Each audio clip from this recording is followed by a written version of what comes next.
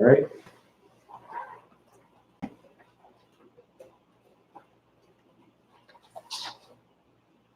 And here we go.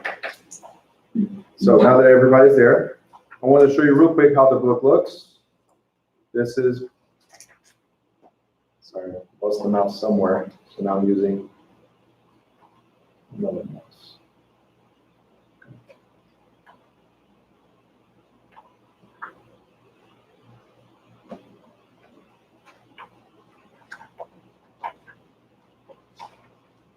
Okay.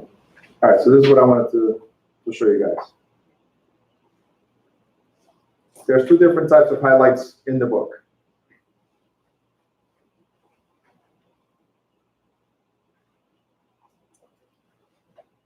All right. We have green, we have yellow. Can everybody see it? All right. So the green highlights is what we know as to be the most recent information available in the state exam. What does that mean?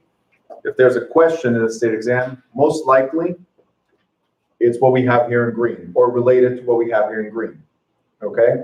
Obviously, you need to know the whole book. You need to know general real estate. You need to have everything. You forgot your book. Go to the back. Just make sure you don't write on it, but there's a book over there. On the right, there should be one. Okay. So as I was mentioning, the most important parts of this book is what's in green, meaning it's most likely to be in the state exam or a question related to it, or exactly as it's written. The yellow parts, it's pretty much either something that I wanted to highlight, but make it even more important with the green as I did here, or something that was in previous exams. So you might catch that. Just so you know, there's 6 or 7 different versions of the exam. So when you go take it, you might have a question that it's this answer right here. You might have a question that it's this answer right here.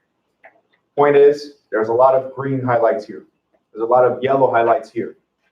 You still need to know general real estate. You still need to go through everything. I cannot just tell you, hey, Simon, this is the answer, right? I cannot do that. Does that make sense? So make sure you pay attention to everything. Extra focus on highlighting. That's what I'm thinking about. Okay? Yes. You share this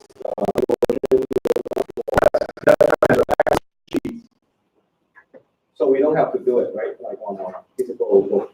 You should, because it is believed that if you have that interaction between your brain and your hands, if you actually make something happen right there, you will register. So the highlights for me, if you feel that it's too much for you right now, or if you're highlighting, right, that was one of the things you said, right, in the previous class. So, oh, by the way, this is proof that you can come back as many times as you want, and if you miss one chapter, come back and do it whenever it comes around. Okay. But one of the things that Yasmin actually mentioned to me is I can either focus on you or focus on highlighting, one or the other. And it's okay, because I do give you the book. You're going to receive it. That's why I needed to sign in sheets with your emails so I can send it to you later. Okay? You already have it. Right? So I can send it to you later. So yes, it's going to be like this. Exactly like this. Already highlighted. I still believe take notes or highlight as we go. Wherever it's green, at least put stars. All right? Because that's the most important thing. Yes? Whoever has iPhone needs to download the Adobe PDF. Because if you have just in the email, okay, they're not going to be able to see it. So if you have an iPhone, and I'm sorry, I'm not a big fan of iPhones. Sorry for you guys. But if you have an iPhone, you have to, as usual, get a separate app in order to be able to see things properly. So in this case, you have to download Adobe PDF, and you will see the colors the way they're supposed to be. If you download the book and you're trying to see it from the iPhone itself, it's either only yellow, right, something like that, or nothing at all. Okay? But if you get Adobe PDF or any other free PDF reader, it should show the highlights. Okay? I'm not endorsing Samsung at all, but if you want a good camera and a good system that has everything for free. Anyway, so All right, so every chapter, I like to ask a question. In this chapter, in this particular chapter, I don't have to ask any questions because that's how it starts. And it starts by saying, who must be licensed, right? It says here that anyone who takes part in a real estate transaction for another person for a fee, commission, or other valuable consideration must have a real estate license. So based on what we just said, can you help your parents sell their home? You can't help? We can help, of course we can help. We should help everybody sell a home, especially our parents, right? Right? Our family should be the first ones we help and hopefully charge more for it because they're family.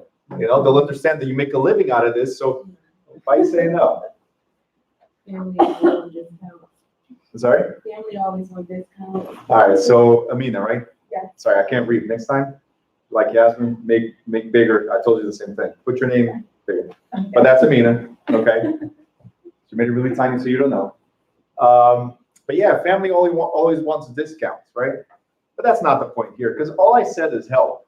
I didn't say if you're asking for commission, right? The difference in here is, if you're asking for any type of commission, any fee, commission, or other valuable consideration, hey, I'll help you sell, but I want that car. I'll get your car. Does that make sense? Isn't a car something of value? Isn't that an exchange? Am I not getting paid for the service? So anytime that you get paid for the service, doesn't matter if it's family, if it's friends, or somebody you do not know, if your intent is to get some type of compensation, then you must have a real estate license. Make sure you put stars there, put bubbles, arrows, wherever you got to put. That is a guaranteed state exam question. Guaranteed or your money back. That's how much I believe that this question is going to be there. The good thing is that I know that none of you will remember any of the questions. I'm just letting you know right now. As soon as you pass the exam, it's going to be a blank. So I know I don't have to give you money back. All right. Next. It says, in New Jersey, licenses have been administered since 1921 by the New Jersey Real Estate Commission. And rules and regulations are set up by the commission on its Title 11, Chapter 5 of the Administrative Code. Right here, I want you guys to write NJAC. NJAC. Why NJAC? Because it's the New Jersey Administrative Code, NJAC.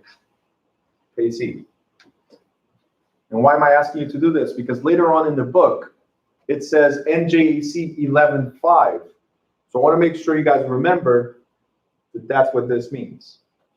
This addresses rules and regulations set up by the commission. If you want to see those rules and regulations, they're at the end of the book. Quite honestly, we're going to go over all of them. So that's why I'm going to skip the top part. I'm going to go straight to real estate commission, okay?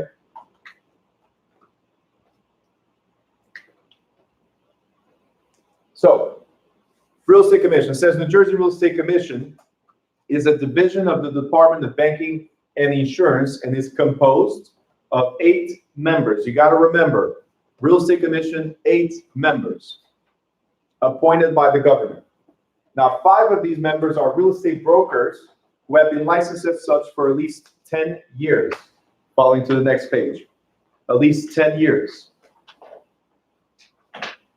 And when we say licensed, we say actively licensed. So if I had 5 years here and 5 years there, no. If there's any gap in between, it does not qualify me to be part of real estate commission. Now, 2 are chosen from the general public. It's kind of like the homeowners and tenants advocates. Does that make sense? Because if we let the real estate commission, like just the government and the brokers, decide how the rules go, then where's the protection for the simple guy, right?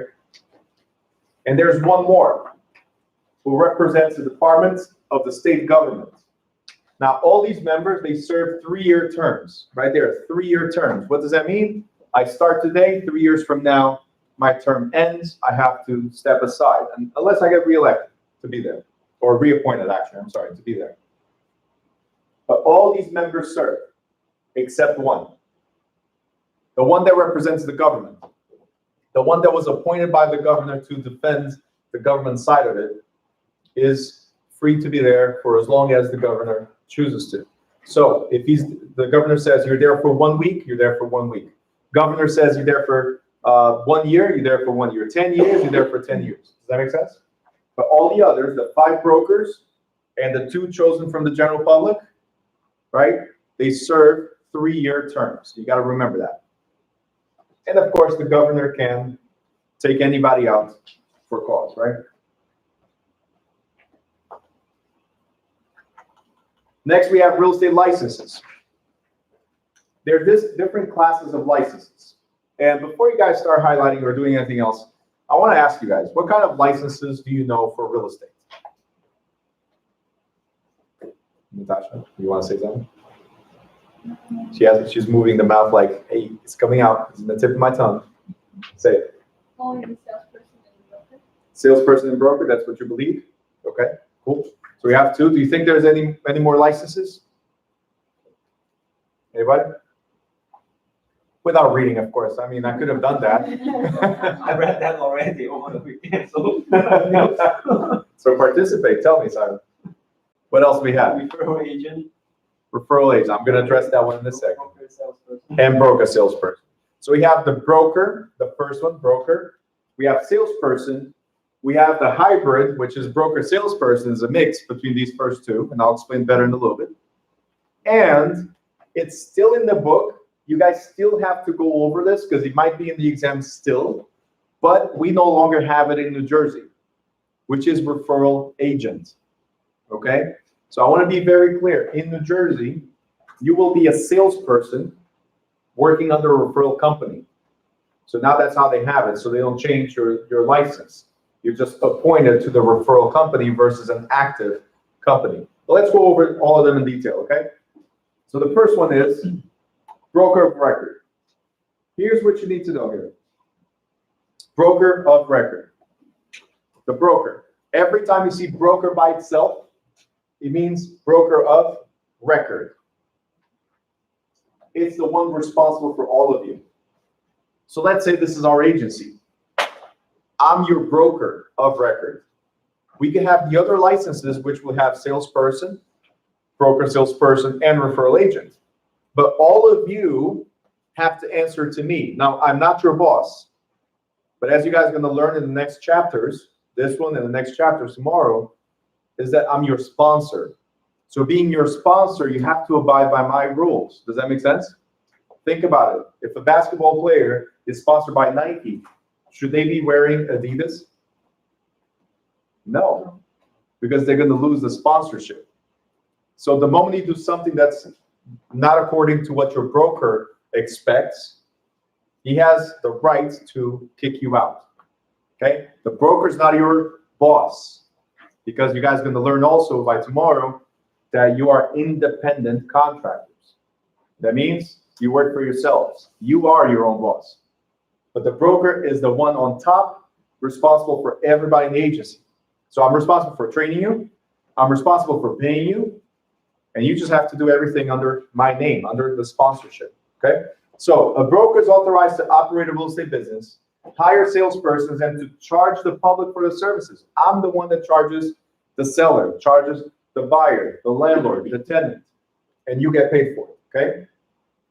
Every real estate company, this is in green, so make sure you highlight, underline, put bubbles, arrows, stars, whatever you prefer. But for you to remember that every real estate company must have one person who is the authorized broker for the entire company. And that person is referred to as broker of record. So every time you see broker by itself, write that down somewhere. Every time you see broker by itself, the word broker, it means the broker of record. Question? Yes. Can a real estate company have 2 brokers of record? No. So one person authorized to represent the whole office. Everybody else will be the hybrids, which I'll explain in a second. Okay? So there has to be somebody they can point the finger at. That's pretty much what it is. If there's 2, then we have to share the responsibility and then they point the fingers at each other. No, there's one person, okay? Salesperson, which is the course you guys taking now.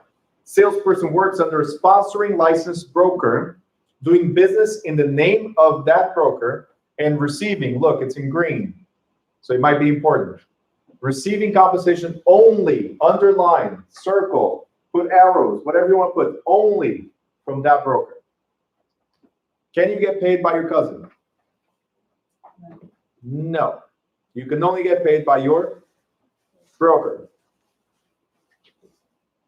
Now, what is the responsibility from the broker? I already told you guys, supervising broker is required to furnish guidance and direction and is personally responsible for the real estate acts of salespersons under his or her supervision. So if you screw up, guess who they sue? The broker of record. And you, of course. You're not going to be rid of it. Okay. Next. It's okay. Go ahead. Take it out. Make all the noise right now. Good. I like people. You guys going to notice along the way? People bring like candy or chocolate or chips or snacks. And then they go very slowly, try not to make noise. And that's when it makes more noise. Did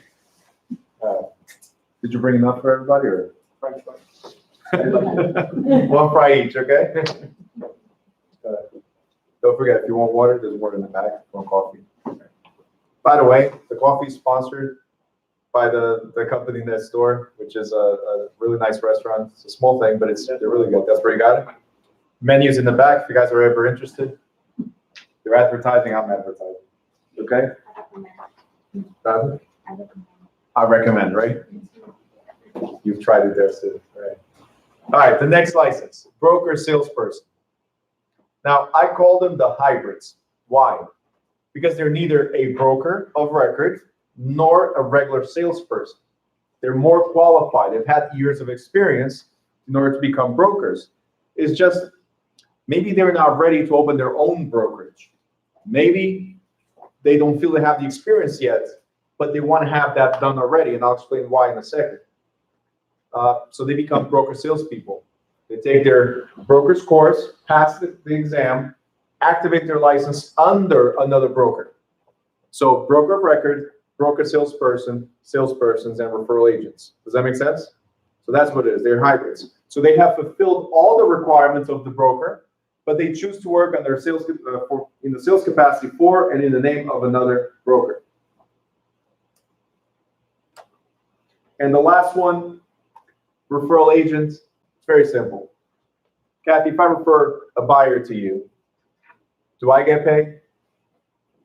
I'm giving my client or potential client or somebody I know that wants to buy or sell, and I'm giving it to you. Can I get paid? Referral fee. A referral fee. So anybody can get paid a referral fee just because they said, hey, here's somebody. Don't you have to have every single thing? You have to have a license. Because if I expect to get paid, that was the first sentence in this chapter.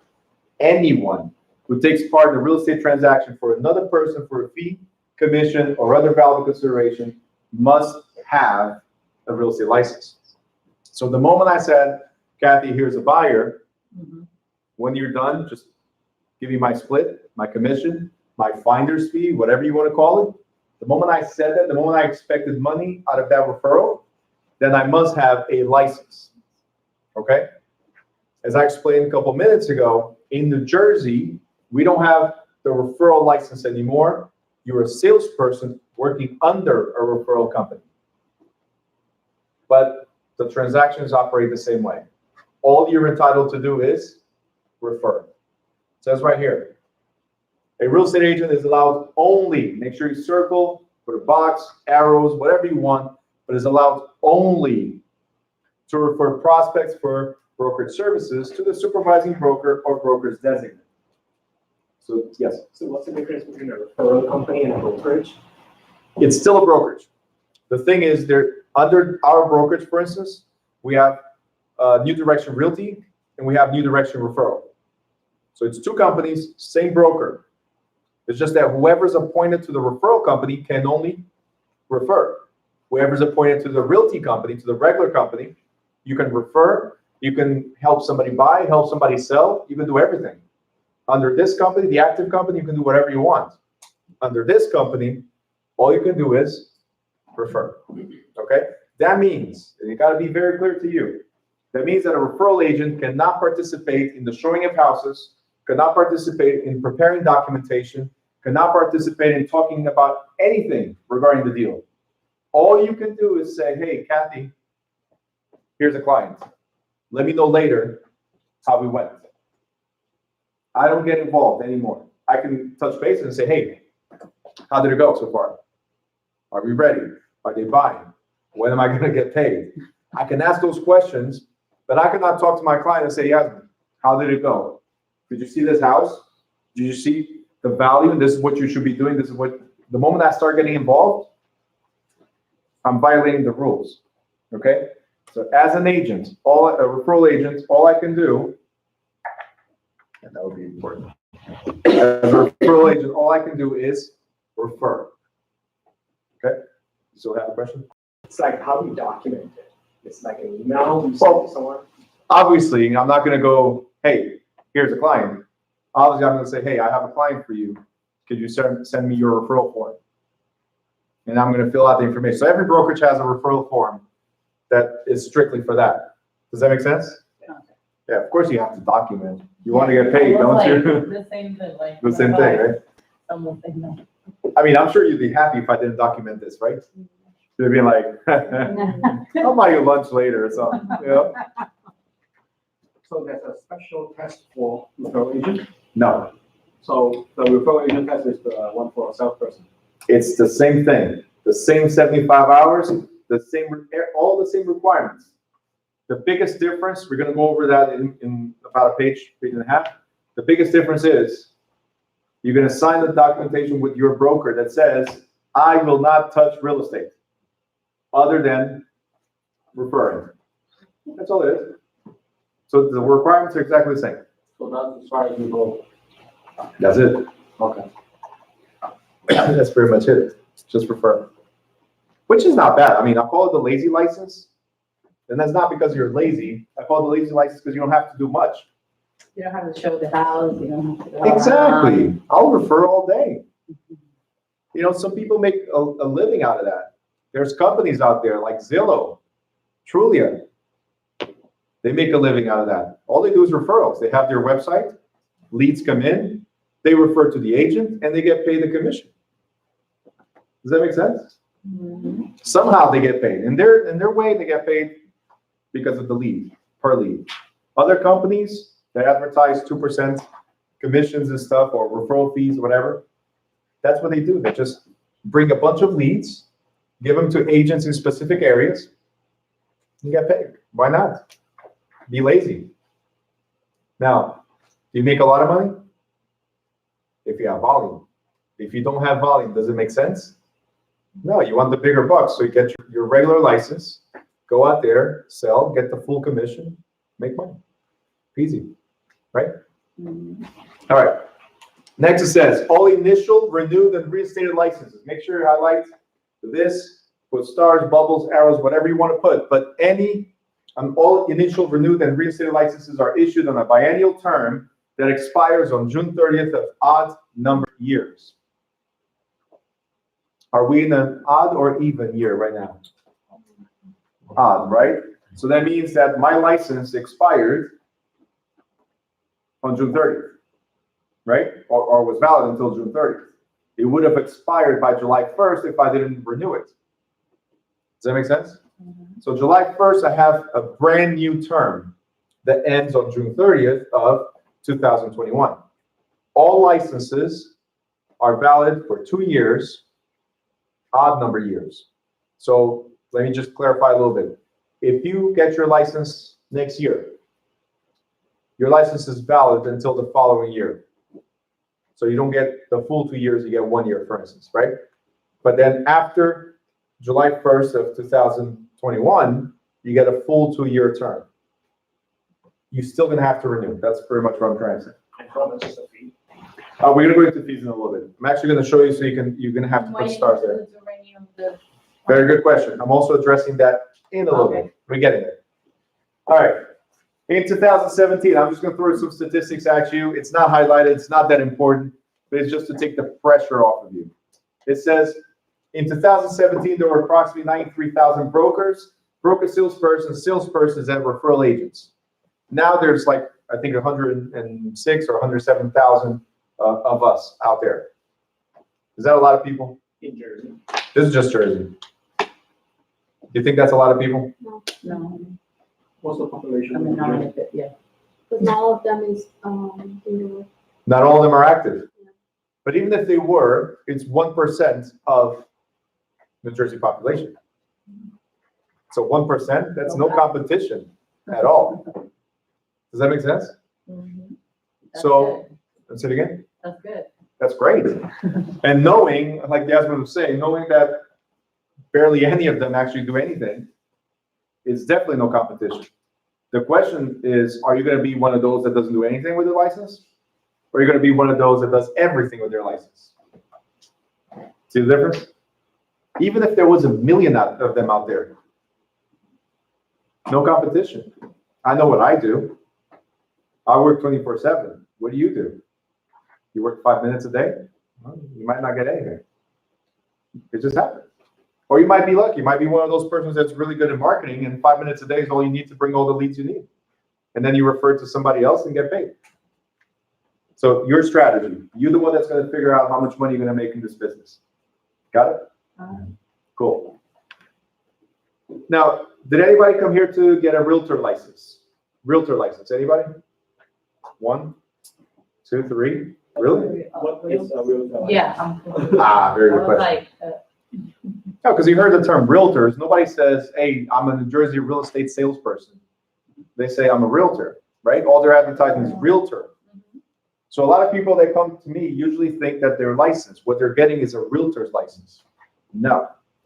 There's only 4 licenses. I already addressed that. Broker, salesperson, broker salesperson, and referral agent, right? If you want to become a realtor, then you have to be part of the National Association of Realtors.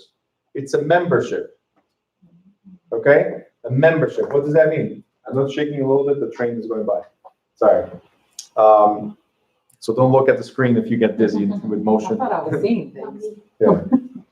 Yeah, you can do it. All right. So a lot of people think you're getting a realtor's license. Realtor's license is you being part of a gym membership. So if you're part of Retro Fitness, you're a member of Retro Fitness. Does that make sense? You pay for it. Here, you're going to be a member of the National Association of Realtors, and members of that association are called realtors. There's benefits to it. In tomorrow's chapter, I'm going to show you in detail the benefits of being a realtor. And if your broker is a realtor, then you have to be as well. Just letting you know, it's not a choice. If you go to a realty where they're not realtors, the broker's not a realtor or part of it, you don't have to associate. You can if you want to, but you don't have to. But if your broker is, most brokerages nowadays have adopted to become part of it, right? Because it sounds different, doesn't it? I'm a salesperson versus, hey, I'm a realtor. You see how like superpower right there? Realtor. It's totally different. So you want to be part of it. People else don't understand. So again, Yeah, no, people doesn't understand what you're saying. didn't understand what, realtor or salesperson? Yeah, like the client. Oh, the clients, they don't know the There's a difference. difference between a No. salesperson and a real.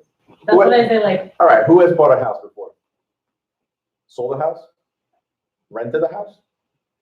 Did you use a realtor? You did? Okay, great. Did the realtor introduce himself? Hey, I'm a real estate salesperson? No. Does the business card say I'm a real estate salesperson? Point is, they don't know the difference. You're right, but you should know the difference. Because you cannot call yourself a realtor unless you're part of the association.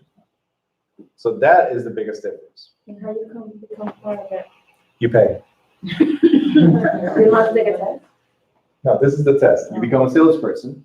Once you become a salesperson, then you can join you like pay for the membership, for the club, for the club. union. That's what it is. That's what it is. Yes. So what if the broker is part of a realtor and I'm just working under the broker? You have to become a realtor. Do I have to pay? Yes. Yep. He can pick with you. Don't forget, hey, there's brokerages out there that do that, they pay for you. I'm just pretty sure that your commission split is very low. Yeah. Because if I pay everything for you, it's gonna come out from somewhere. Okay? All right. So, activities covered, So, sorry, a quick question. yes. So can you be a referral agent and a salesperson? Very good question. You cannot be a referral agent and a salesperson, but you can be a salesperson who happens to refer as well. So that license gives you the power to do both.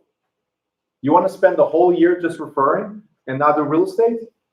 As a salesperson, you can. As a referral agent, you can. But let's say, Francis, right? Let's say you fall out of bed this morning and you go like, oh, I just hit my head somewhere. Oh, it's a great day to sell real estate. Right? It's one of those days where the whole year not doing real estate, just referring, but today, for some reason, I felt like it. You get up, go out there, find the buyer, find the seller, match make, you make money. You can. A referral agent, doesn't matter how many times he or she falls out of that bed and has a dream of becoming a salesperson and sell something, they can't unless they switch their license from the referral agent capacity to a salesperson capacity. Does that make sense? So they have to pay for that. Yes, They have to do the test again, right? it depends. If it's been more than a certain amount of time, which doesn't matter for a state exam right now, but if after a certain amount of time, they could be forced to go back and take the course and exam again. But they don't have that license anymore in New Jersey. But if you spend the same amount of time that's prescribed for a referral agent under a referral company, the real estate commission might require you to do so. Oh. All right. But again, not important for the exam right now, but that's what it is.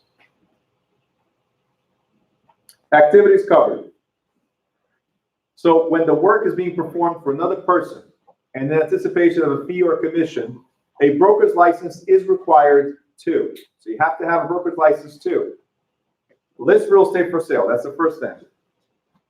If you guys go to the right-hand side on top,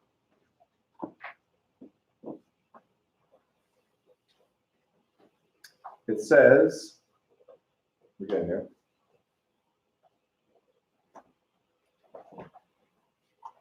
Sell, exchange, buy, auction, or rent real estate. Collect rent. Solicit prospective purchasers or sellers. Negotiate real estate loan.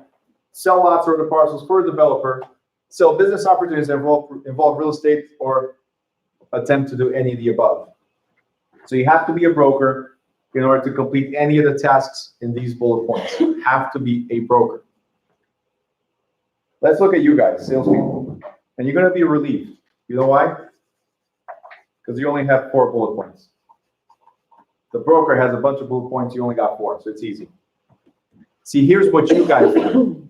A salesperson license allows the holder, you guys, to operate under, please underline this, under the supervision of a licensed broker to assist in. You are not doing the work under your name. You're assisting your broker in negotiating the purchase, sale, or exchange of real estate, negotiating real estate loans, leasing, renting, and collecting rent, selling lots or other parcels for a developer. So we're helping our broker accomplish these. Now, I have a quick question.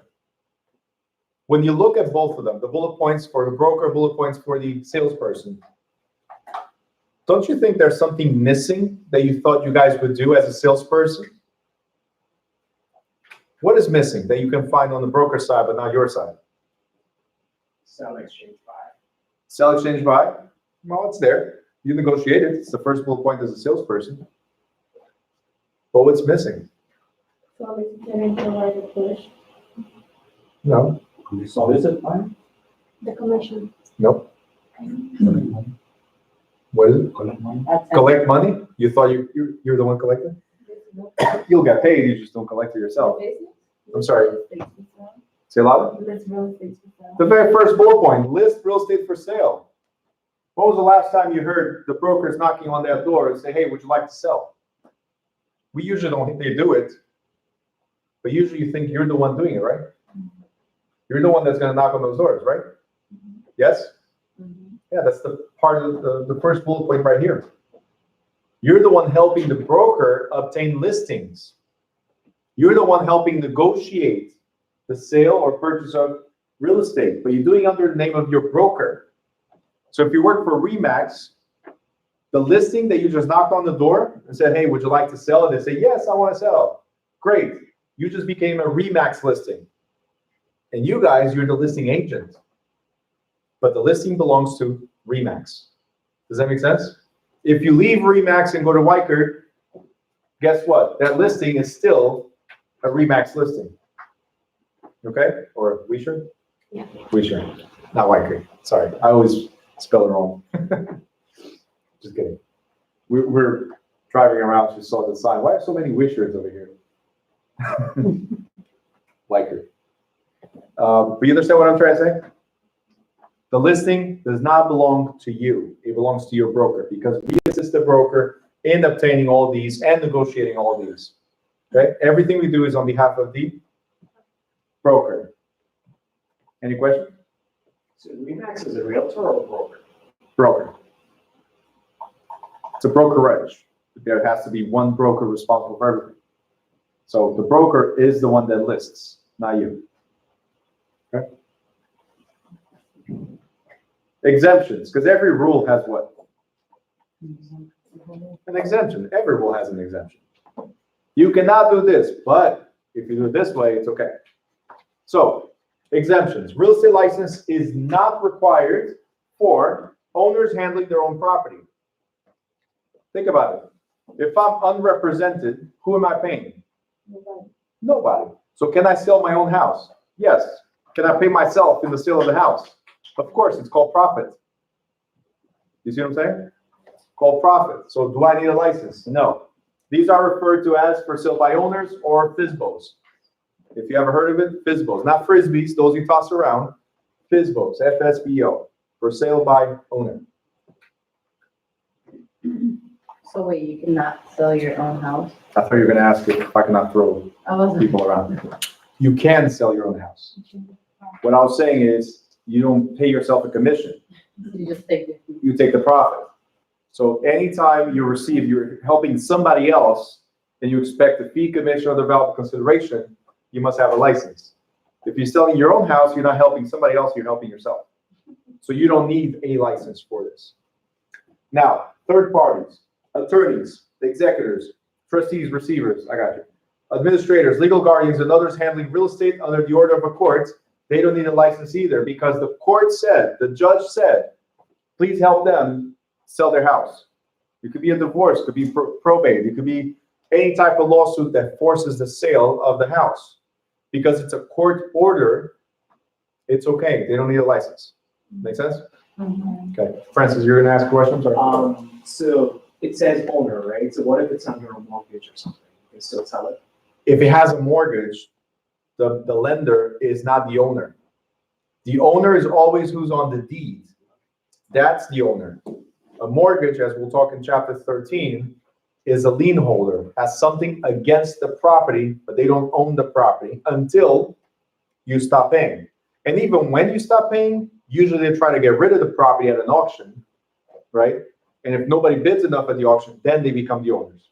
So only then. Until then, it's your property to sell, okay? If you have a mortgage, you just have to satisfy the mortgage, that's all. It says banks and trust companies and insurance companies are also exempt from a license. They're selling other people's properties.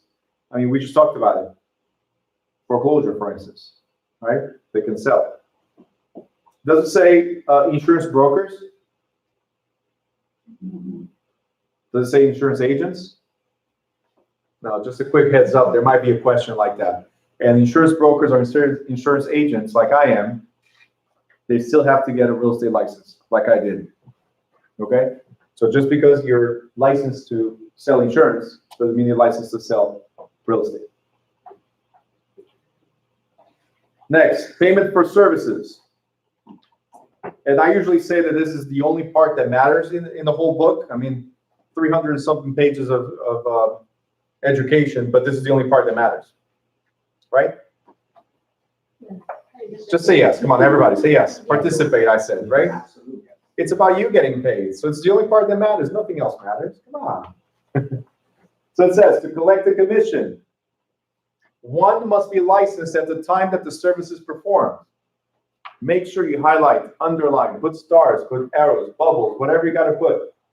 But you got to be licensed at the time service is performed in order to collect monies. So with that being said, your license is active until today and you haven't renewed it. And your closing is tomorrow. You did not renew your license. It expired today. Your closing is tomorrow. Are you getting paid? No. No. You have to renew your license in order to get paid because the broker cannot legally pay somebody that's unlicensed. See, you were licensed yesterday. Sorry, not to that. All right? And what happens if you close? You don't close. If it doesn't close, nobody gets paid. No, I know, but, If it closes, you're going to have a very happy broker. so he doesn't give the money back. To who? I mean, if he gets the money, then, It's my money. It's my listing. It's my transactions, my everything. That I split with you is because you did something. But you were licensed for me to pay you. but can he pay you later? You know, because it's active. You're- No, after you get active. You have. That's between you and your broker. So. If you have a good broker, you might get paid later if you So reactivate in your the license. contract, when I sign in for, they, to get in the company, can I say that? Can I add something else? Say, hey, you think my license go? I mean, they will probably remember you to. Right? It's kind of like, Okay. I don't want to pay any fees until we close. And by then I'll activate my license to get paid and deactivate it again. Just saying. Just giving you the heads up, broker. No. No, of course not. You gotta be licensed all the way. You don't have to wait till the last day to renew the license. Correct. I'm gonna express all that in a little bit as well. You have to do some things to renew, but you don't have to wait until the last minute. Unfortunately, most of you, and I'm already counting you guys as salespeople, but most of you procrastinate so much that you even pay fees, late fees, for taking too long to do your CE credits, continuous education, and renew your license. You have 2 years to do it. But no, let's wait for the last day. And then you're calling the school last minute, hey, can I still do my CE credits today? Because they expired today. Now you said that, It doesn't happen like that? I think, I have to pay my license. Now that I said that, right? That's the way it is. There's something cool. I know your Siri also has it. There's something called Google Calendar. It comes with every Android. It comes with reminders. Wait, you have to download the app? All right. Next. It is illegal. You guys have a calendar too, right, on your whoever has it. Samsung, but the battery sucks, that's why I changed mine. You have the wrong Samsung, sorry. I'm a fan of Samsung, everything is free. Everything else is free. If you're not having a Samsung because of a battery problem, there's charging cases, I'm charging mine. right? Maybe they're better right now. It is illegal for anyone to share in any portion of a commission without a real estate license. We already covered that, right? If your cousin's not licensed and they refer business to you, they're going to be very disappointed because why would they refer to you? Because they want money. It's not because they love you because they're your cousins. It's the money. It's all about the money. All right? Next. A broker may share commission only with his or her associated salespersons and referral agents or with another broker in the event of a cooperative listing or a referral, including a broker who's licensed in another state. I don't know if you guys caught that, but if you refer business to somebody in New York, you can still get paid.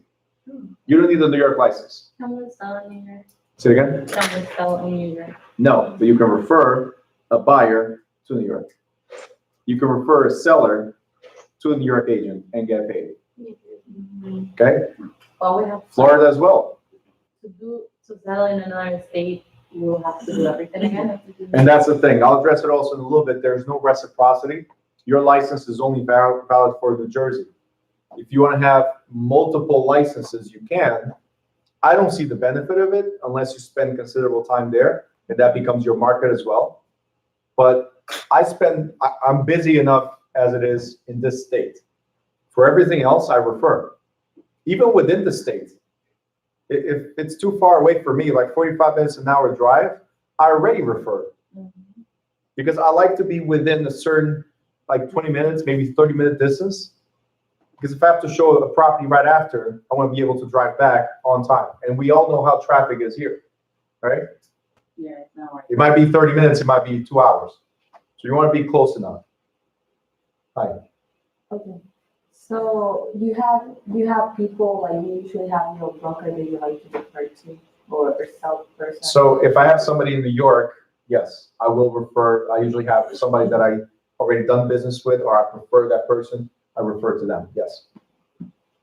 But if you don't have anybody, start by asking people that work with you, or look for top agents. You can always look for that on Google. It gives you all that information. Top agent for New York.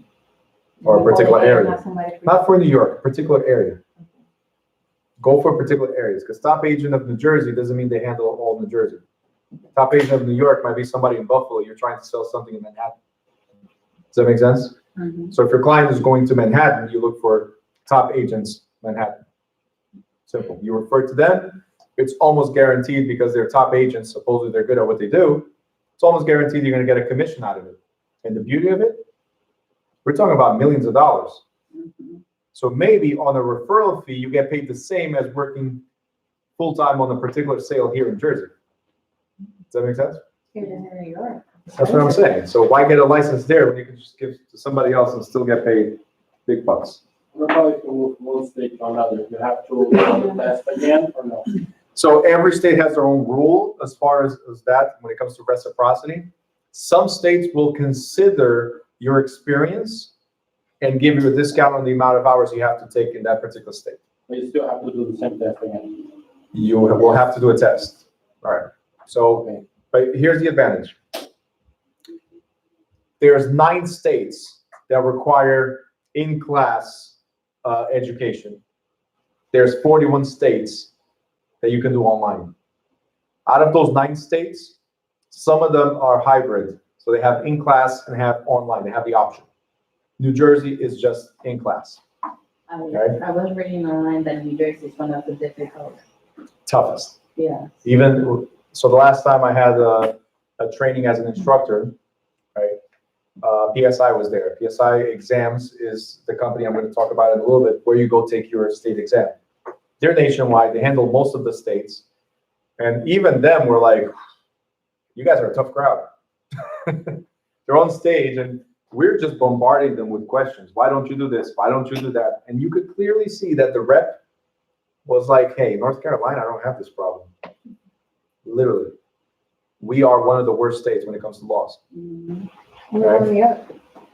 New York is easy. They don't care. All right. Sorry, New York people. Forgot this is live. Sometimes I forget I have the camera right on me. Now, I just said that you cannot get paid unless you have a license. But to every rule, there's an exception, of course. So one exception, after a new law went into effect in early 2010, allows a selling broker to rebate part of the commission to the buyer in the form of a credit or a check. Now, where it says selling broker, I want you to put underline that, put an arrow towards this empty space right here. And I want you to write buyer's broker or buyer agent, right? But the broker is the one that gets paid or pays. So buying, every time you see selling broker, that's the one that sells. A listing broker is the one that advertises. They could be one and the same if whoever advertises the property also brings a buyer. But whoever brings the buyer is the selling broker, okay? So what we're saying here is that whoever represents the buyer can give money back to the buyer in the form of either a credit or a check at closing. Why would I give anything to the buyer? Isn't the buyer supposed to have money to buy? I mean, do you ever go to a restaurant and the restaurant goes like, oh, let me give you some money back in order for you to buy my stuff. Usually what they give you is, thank you for buying here, here's cashback or a voucher for you to come back next time. So they hook you, right? But here we're saying at closing, here's a discount. Why would we do this? To close the deal, why? Because you want to close. Because you want to close it. Francis? Because you have like a big commission that you can play with. It's not like if you. Because I have a big commission that I can play with. I mean, All right. Because it's the same broker for buyer and seller. Well, okay. What if it's not? Like that, like for bringing business to him or choosing him as a like. Oh, so you get the customer back, like Yasmin was saying? Like, come back? refer our customer. Like, thank you for being my customer. Here's a discount, come back. Yes, that's exactly what they're gonna do. How many times people come back to buy? In 30. No, it's gonna be like 30 years. Look, the average American moves every 5 years. That means for the next 5 years, they forgot you already. Because most of you forget to do one thing, which is called follow-up. You don't touch bases with your client every 2 months, every 3 months, every 6 months. You go every other year, maybe. And by that time, somebody else put their foot in the door and says, hey, I'm a realtor. That's true. That was me, of course. Does that make sense? So using a rebate in order to get business, I don't know. But using a rebate for excellent customer service might be a different story. I'm getting there in a second. Simon, you raise your hand, right? So that the guy can get a bigger loan. So the guy could get a bigger loan. All right. Maybe. But no, Closing costs. no. Claims. Say louder. Closing costs. Closing costs. See, there's one thing, like the what do you call it? The rebate should have been announced right from the get-go. According to the law, you gotta say upfront that you're about to give a rebate, and you're a rebate broker. Okay? You're supposed to. But in certain instances, we get to the closing table and we forgot to tell our client, hey, by the way, it's not just a down payment. There's something called closing costs. And all of a sudden, there's $10,000 worth of closing costs that they were not aware of because we forgot or we did not estimate properly. You see what I'm trying to say?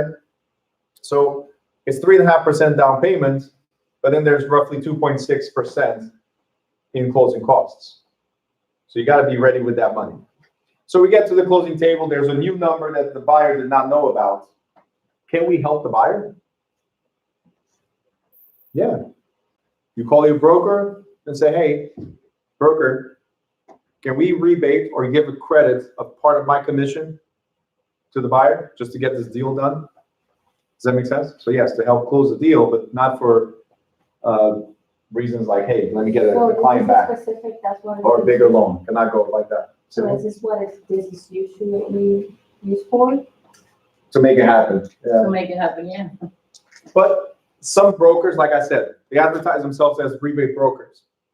What does that mean is that the buyer comes in with minimal money because they know they're going to pay less commission.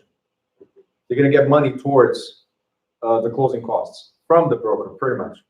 Okay, not towards the loan. So Simon, that's what I wanted to address.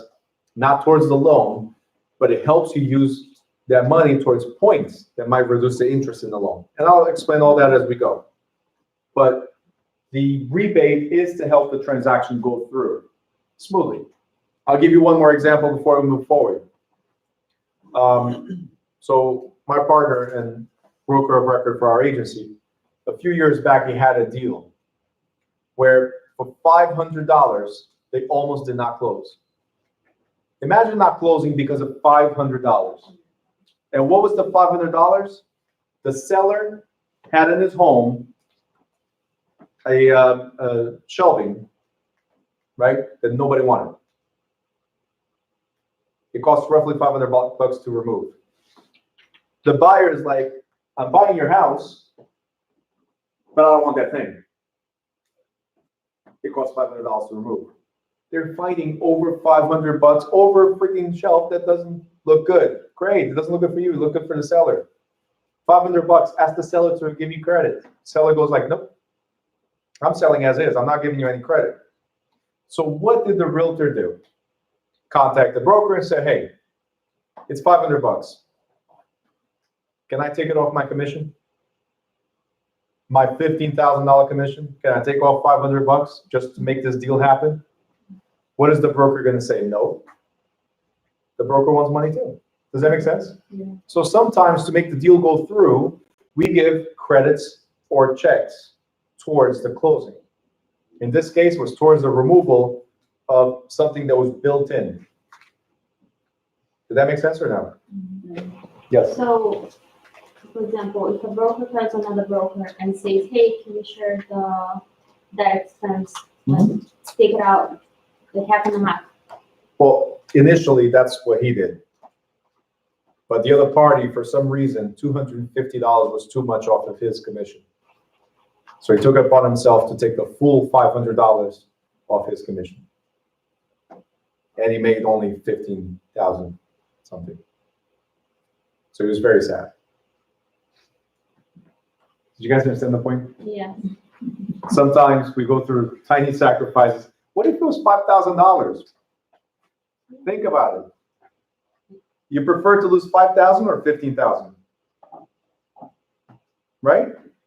Because if you don't contribute, if you don't help the deal go through, you don't make anything. And this one I'm telling you because of something, my dad's a realtor too, and now this is alive, this is great.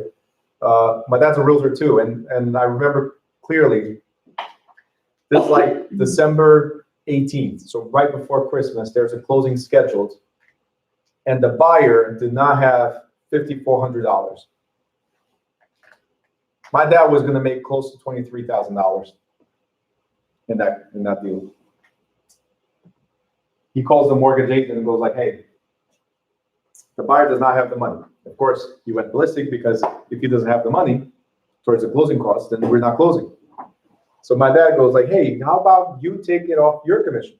You're getting paid by the bank anyway, right? Yep. Mortgage guy goes to my dad, how about you take it off your commission? I've never seen anybody change conversation so fast. I happened to sit down in the car. I had just walked in during the conversation. My dad switched that conversation so quick. Like, nobody wants to take money out of their commission. But you were about to make $23,000 right before Christmas, right? And let me put it even better. January and February, there's barely any closings. So you could go on vacation. That could be your vacation fund. Because $23,000 minus the 5, it's still $18,000 right before Christmas. You know what I'm saying? But no, let's not touch my commission. Let's make the deal happen. There's going to be plenty of deals, Why right? do you tell them like go on vacation with that money? For later on telling them that's not a smart way to do it. I'm just kidding. You see, you. I'm All right, all gonna right. hit you with it, wait for it. I will later. I'm just trying to say, make the deal happen. Because if I had helped, let's say if it was me, I had helped that client close right before Christmas so they can move into their house right before Christmas. Do you think I'm going to get referrals out of it? Most likely. Satisfied customer, right? Guess what? That's a businessman. He has the money. He's just gonna make you take care of your. Yeah, that's true. You didn't have the money. The buyer? Yeah, but. I actually know the buyer very well because I'm the one that gave him that buyer back then. I just didn't Yeah, want to deal with the same. buyer. I fired the buyer before I, good. Bruno, you mentioned selling broker, it's a buyer's broker here. Represents the buyer. So can it be the seller's broker too here? Only the seller's broker, no. Yeah. The seller's broker is a listing broker. Okay. He's whoever takes the listing and advertises. That's a listing broker, seller's broker. So can he or she take out the commission? No, only buyer's broker. Only whoever represents the buyer can rebate their commission. But sometimes the listing agent can be also the buyer's. Correct. Right? It could be that we represent both sides, yes. And you make commission on both? Then? Oh, yeah. You make full commission. It's not like you make commission on both. You make full commission. I'm going to explain later that usually the seller already agreed to pay both sides. So if you represent the seller and you happen to bring the buyer, then you get the full commission that you guys negotiated. If somebody else brings the buyer, then it's whatever the split was decided. Okay? Next page, you already know. Finder's fees, monies, or gifts to unlicensed persons who refer buyers or sellers, also forbidden. You guys already know this, right? Now let's talk about unlicensed assistants. Unlicensed assistant. Can we have an assistant in the real estate business? Of course we can, and we should have an assistant in the real estate business. Now, in the beginning, can you afford the assistant? No. Possibly not. I'm not going to say no, because you might have the money set aside for that. Maybe you're prepared for it, but possibly not. So in the beginning, you're going to go through the trenches all by yourself.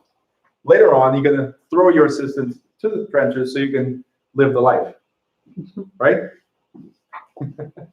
Anyway, so unlicensed assistants. Salespersons and brokers often use assistants, secretaries, and similar support staff. I'm joking, by the way. I see some serious faces. Who are not allowed to perform activities that require a license. The Real Estate Commission has issued guidelines on what unlicensed assistants may and may not do. The list paints a fairly complete picture of most tasks involved in real estate brokerage in general. Please highlight. Prohibited activities are those involving contact with clients or customers. So your assistant cannot handle the client or the customer by him or herself. You have to be present. That's the only thing. Can you have your assistant with you at the time that you're addressing clients or customers? Yes. Can the assistant speak? No. Okay? Any questions that are pointed at the assistant should automatically say, hey, here's the salesperson or here's the realtor that will address all those questions. All right? So I'm going to show you what they cannot do, and I'm going to show you how valuable it is to have an assistant and how you should get to the point as quick as you can to have the assistant. So, unlicensed assistant or secretary may not show property, may not answer any questions about the listed property, may not make cold calls by phone or in person seeking business from potential listers, purchasers, tenants, or landlords, may not discuss or explain a contract with or any other real estate document with anyone outside the brokerage firm, may not make telephone calls for rent collection, or please underline just this part right here, except when accompanying a licensee. Underline that part. Except when accompanying a licensee. Host open houses or promotional booths, distribute promotional material, or attend a home inspection. 11. Which part? And so they're allowed to be present without the broker? No, it says except when accompanying. So you may not host an open house, promotional booths, or distribute promotional material, or even attend an inspection unless the licensee is there. That's what it says, except when accompanying somebody that's licensed. So they can do all that as long as I'm there. But what's so wrong about an open house? It's open. What is so wrong about an inspection? You're not the one doing the inspection, right? What's so wrong about distributing promotional material? Like, hey, this house is for sale. That's what it says. I'm not saying anything. I'm just giving to you a flyer about it. What's so wrong about it? People ask questions, yes. The system might answer the question in a wrong way that may cause the buyer to not buy the house because she said Yeah. something. Absolutely, because people tend to ask questions, and the answer from the assistant could cause the buyer not to buy the house or cause the buyer to low bid. Think about it. Open house. Assistant is there. You're not. People walk in, oh, really nice house. What's one of the first questions that people ask when they see the house? Why are they selling? How much is it? No, Kathy. Why are they selling? Why are they selling? The how much is it? It's announced when you see open house. Already says, hey, this is the value. But they ask, why are they selling? And your assistant that knows more about the deal than you do, believe me, your assistant is focused on the files. You're focused on more deals, more people, so more distractions. Your assistant knows everything and goes like, yeah, it's a really nice house. It's a shame. I think they're going through a divorce. It's nasty. What do you think just happened? Liability. See, now the buyer is going to go like, divorce. So how much do you think it's going to cost to get rid of the spouse? Instead of 500, maybe 300 is the right number. They're going to lowball. Does that make sense? Mm-hmm. So liability, because now whatever the assistant said or did, the licensed person is responsible for. And guess what? So is my broker. For allowing me to have an assistant that spoke without me being present.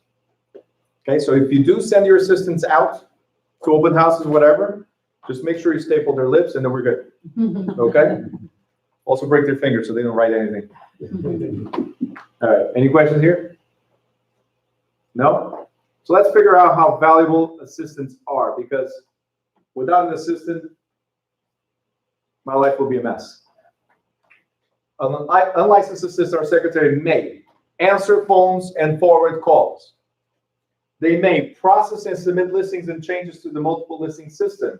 Let's think about it. Why do I do the paperwork? It's just data entry. You got it?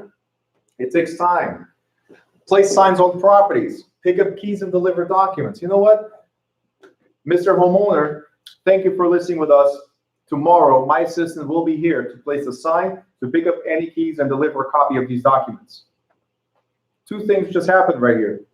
One of them, I showed the homeowner that I'm not working by myself. I have a team. Two, I was able to now go knock on the next door and say, hey, this house is about to be listed. Do you know anybody that's willing to move to this neighborhood and wants to buy a property just like that? Just like that. Does that make sense? So allow me to go market right away while somebody's handling the paperwork. You guys understand what I'm saying? Mm-hmm. All right, that's the power of a team. Working together with somebody else, things will be smoother, hopefully. There's always room for errors. It happens. Schedule appointments for showing listed properties. Can we do that? Of course. Why should I be looking and seeing who to call and how to schedule? No, get your assistant to do that. Your job is to find more buyers, find more sellers.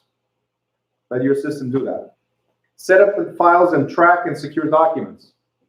Keep you organized. Because I don't care how organized you are right now, once you become a realtor, you're going to forget all that. You're going to be all over the place. Papers will be in the back of your car, and then your kids are in the back of the car, or your pets are in the back of the car, and miraculously the check disappears. You know, you might find it in a diaper somewhere, but check disappears, and now you have to go back to your client, try to get it, explain, and try to get a copy of it. So yes, assistance, very important, okay? More, look at this. Only under the direction of a licensee, of course. They can have keys made for company listings. Write and place ads. Marketing, I don't have to do it. Type contract forms. It is data entry. So hey, assistants, the client wants to offer $305,000 for the property that we just saw on Sunday, the one at 1030. All right. Is that the one on 211 William Street? Yes, that's the one. Prepare the contract. Fill it out. Send it to me to review. That's it. I didn't have to do it. Does that make sense? Do they need license for that? For data entry? No. No, for be your assistant? No. Do they have to? That's unlicensed. No, unlicensed. There's no license. It's just, hey, I really like you. You look like a sharp person. Would you like to work with me? Simple. Now, if I'm going to tell you, hey, Andrea, right? Andrea, I'm going to pay you for every deal that we close. Isn't that like giving you a fee, commission, or valuable consideration for handling a real estate transaction? And you will have to give for a salary. Yes, so I have to give a salary, or if I want to give you a commission, you have to be licensed. You got it? There's a lot of newbies, right? Rookies that instead of going out doing their own, they would like to work under the wing of a licensed person with experience. And sometimes there is a deal. Hey, we close, you get paid. We don't close, you don't get paid. So your interest is to do what? Make sure everything runs smoothly. So you understand the back office, and I'm there in the front getting the deals. Or you come with me and we do both. So it does happen like that sometimes. But if you have an assistant, usually a salary is required. So that's why I said you might not be able to afford in the beginning, but get to the point where you have one ASAP. Next, they can order items or inspections. Prepare flyers and promotional materials. Again, doesn't have to be me. Keep records of and deposit earnest money, secure deposit and rent, follow up on loan applications. And the last one, nobody needs help with. Right? Compute commission checks. You don't need help because you already spent the money before you even got it. You were calculating as soon as you put that contract. Well, my commission is going to be, all right, let's get a brand new car. That Mercedes I deserve, right? And then it doesn't close. Because of $500. Because of $500. I'm letting you guys know right now. A deal is not closed until it closes. I have some agents that what they do, people that I know, that what they do, they put a contract and go, oh, that's sold already. What do you mean it's sold? It's under contract, it's not sold. And it's a psychological trap. Because the moment you put it in your mind it's sold, and it doesn't close, you're gonna go into a meltdown. Real estate is not for me. That happens to me. I call an agent and I was interested in a house and he was like, well, we closing today. But I have other houses. I said, well, what about this closed? No, we are closing today. What about it doesn't close? Well, I don't understand what's the point for us to talk about this. I was like, you know what, thank you. No, I don't want to do business with you. Well, that's the thing. Look, I'll get you in a second. So here's the thing. Sometimes what happens is we see, right now in today's market, it's tough for me to tell you, Mr. or Mrs. Buyer, this property is already under attorney review, but you might have a chance at it. It's tough for me to say that because in today's market, things fly. Most likely you will close, right? Whoever's approved is approved and we're going to go forward. But being it's an attorney review or it's under contract, would you like me to still monitor it till it closes? If you find something in between and you close on something else, great. But if you don't and you still really want this property, would you like to? And sure enough, before I went to Portugal in July, I had a closing of a property that was under contract, but the deal fell through right before the closing, the day of the closing. And I pursued that agent so much. And I said, hey, my client's really interested. My client's really interested. We were looking at other properties. We were ready to put an offer on the property. That one came back on the market. But before I came back on the market, the agent calls me and said, Bruno, do you still want it? I said, hell yeah. Give me 2 seconds. Call my client. Hey, the property you want is available. Do you want to put an offer on this one? Or you want me to keep the offer going on that one? And they said, no, the one I really wanted was that one. So let's go for it. And they closed on the house they wanted. It's like that the house was underwater, so it was like, I just wanted to Underwater? know, like, when it was in Texas. Were you snorkeling? No, it was in Texas. Underwater in Texas. Yeah, because of the hurricane, so it was really cheap. So honestly, I mean, it was damaged by water. Oh, okay, got it. Sorry, let me rephrase that. It was damaged by water. And so I just wanted to know the pictures, like if the house looked exactly how the pictures were. And he was like giving me all this talk and this attitude that I don't like, so I find somebody else. So you didn't go with that realtor No, because they were giving you all this talk. because he was, You know realtors are salespeople, right? yes. Okay, you know how salespeople are, right? Well, that's not customer service. No, it's not. You want customer service, you call AT&T. Rafael. Some people cry when the deals fall off, right? Hmm. That's why it's good to have like many deals coming through. So That's right. I was actually going to say that when you start, it's like you babysit that deal. It's like your firstborn. Nobody can touch your firstborn. The second one is like you throw them around, but the first one, you don't know how things are, so you like protect them. The problem is when they fall, then you cry more than they do, right? The deals are the same thing. You got to have plenty of deals in the pipeline. But some of you guys, newbies, what are you going to do? Is going to hold on to that first deal. And you don't look at anybody else because that's your first baby right there. And deal falls through. So be ready for it. Got a question? So, so when a house is under contract, can you still entertain other buyers? So sometimes what it says in the listing agreement, I'm sorry, not listing, in the MLS, it says US instead of UC. US means under contract, still showing. Can you? Yes. But it's a double-edged sword because the seller is going to be like, hey, so that deal is not that solid. The buyer I have is not a real buyer, right? Or the other buyers are going to be like, maybe the one who's buying is not that solid, or the seller's flaky as well. So why should I go here? Does that make sense? So it's a double-edged sword. You can take it whatever way. But can you? As long as the seller's willing to still show? So Is if there you a have, woman in there? we want what we see, we want it, we want it.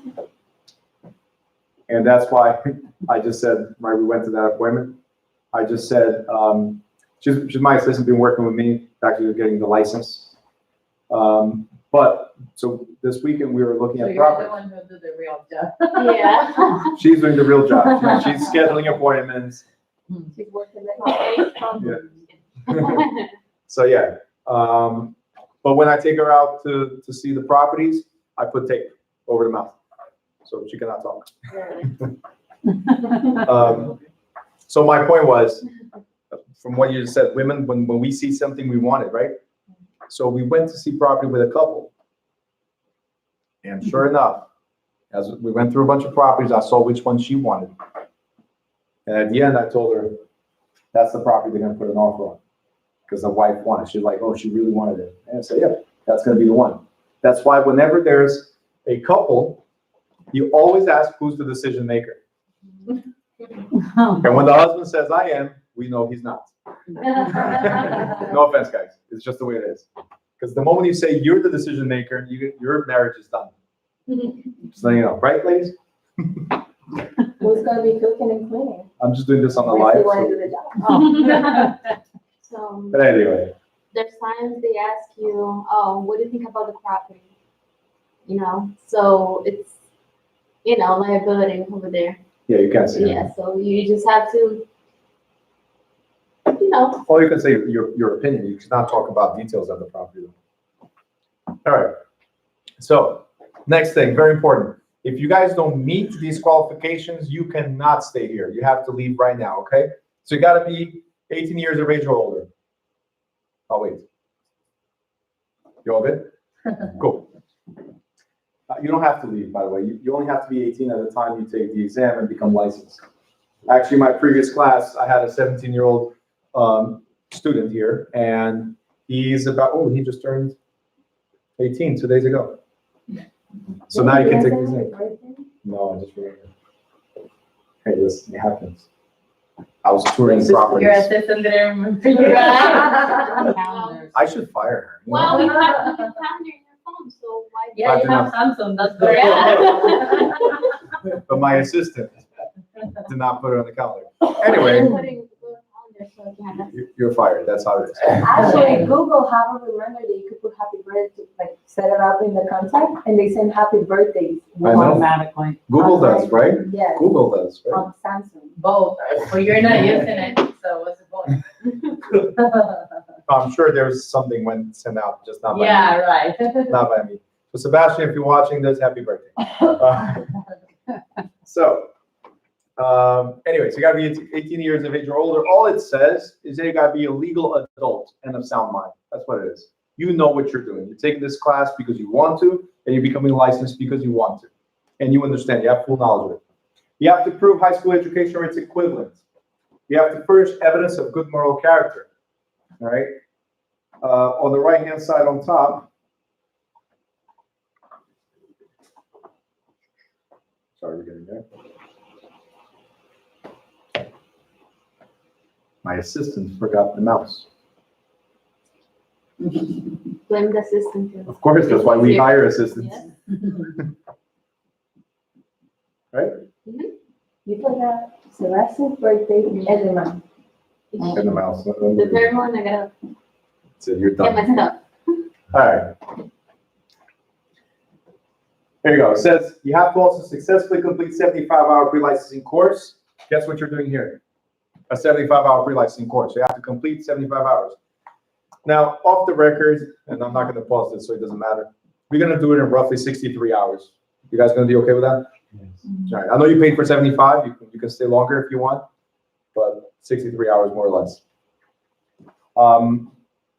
You got to disclose your social security number for child support enforcement purposes. As I usually say, if you made them, pay for them. Simple as that. You'll never have problems. Next, provide documentation of citizenship or legal residency in the United States, even if you're in the temporary status. As long as you have the authorization for employment, you're good. So if you know anybody that's in that transition and wants to get in real estate, as long as they have the employment authorization card, they're good to go.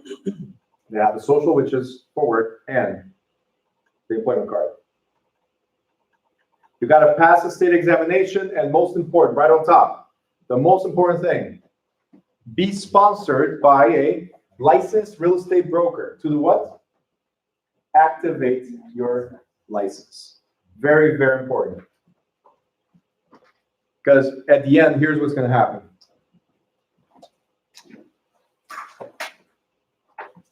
You're going to go take the exam, and they're going to give you a piece of paper.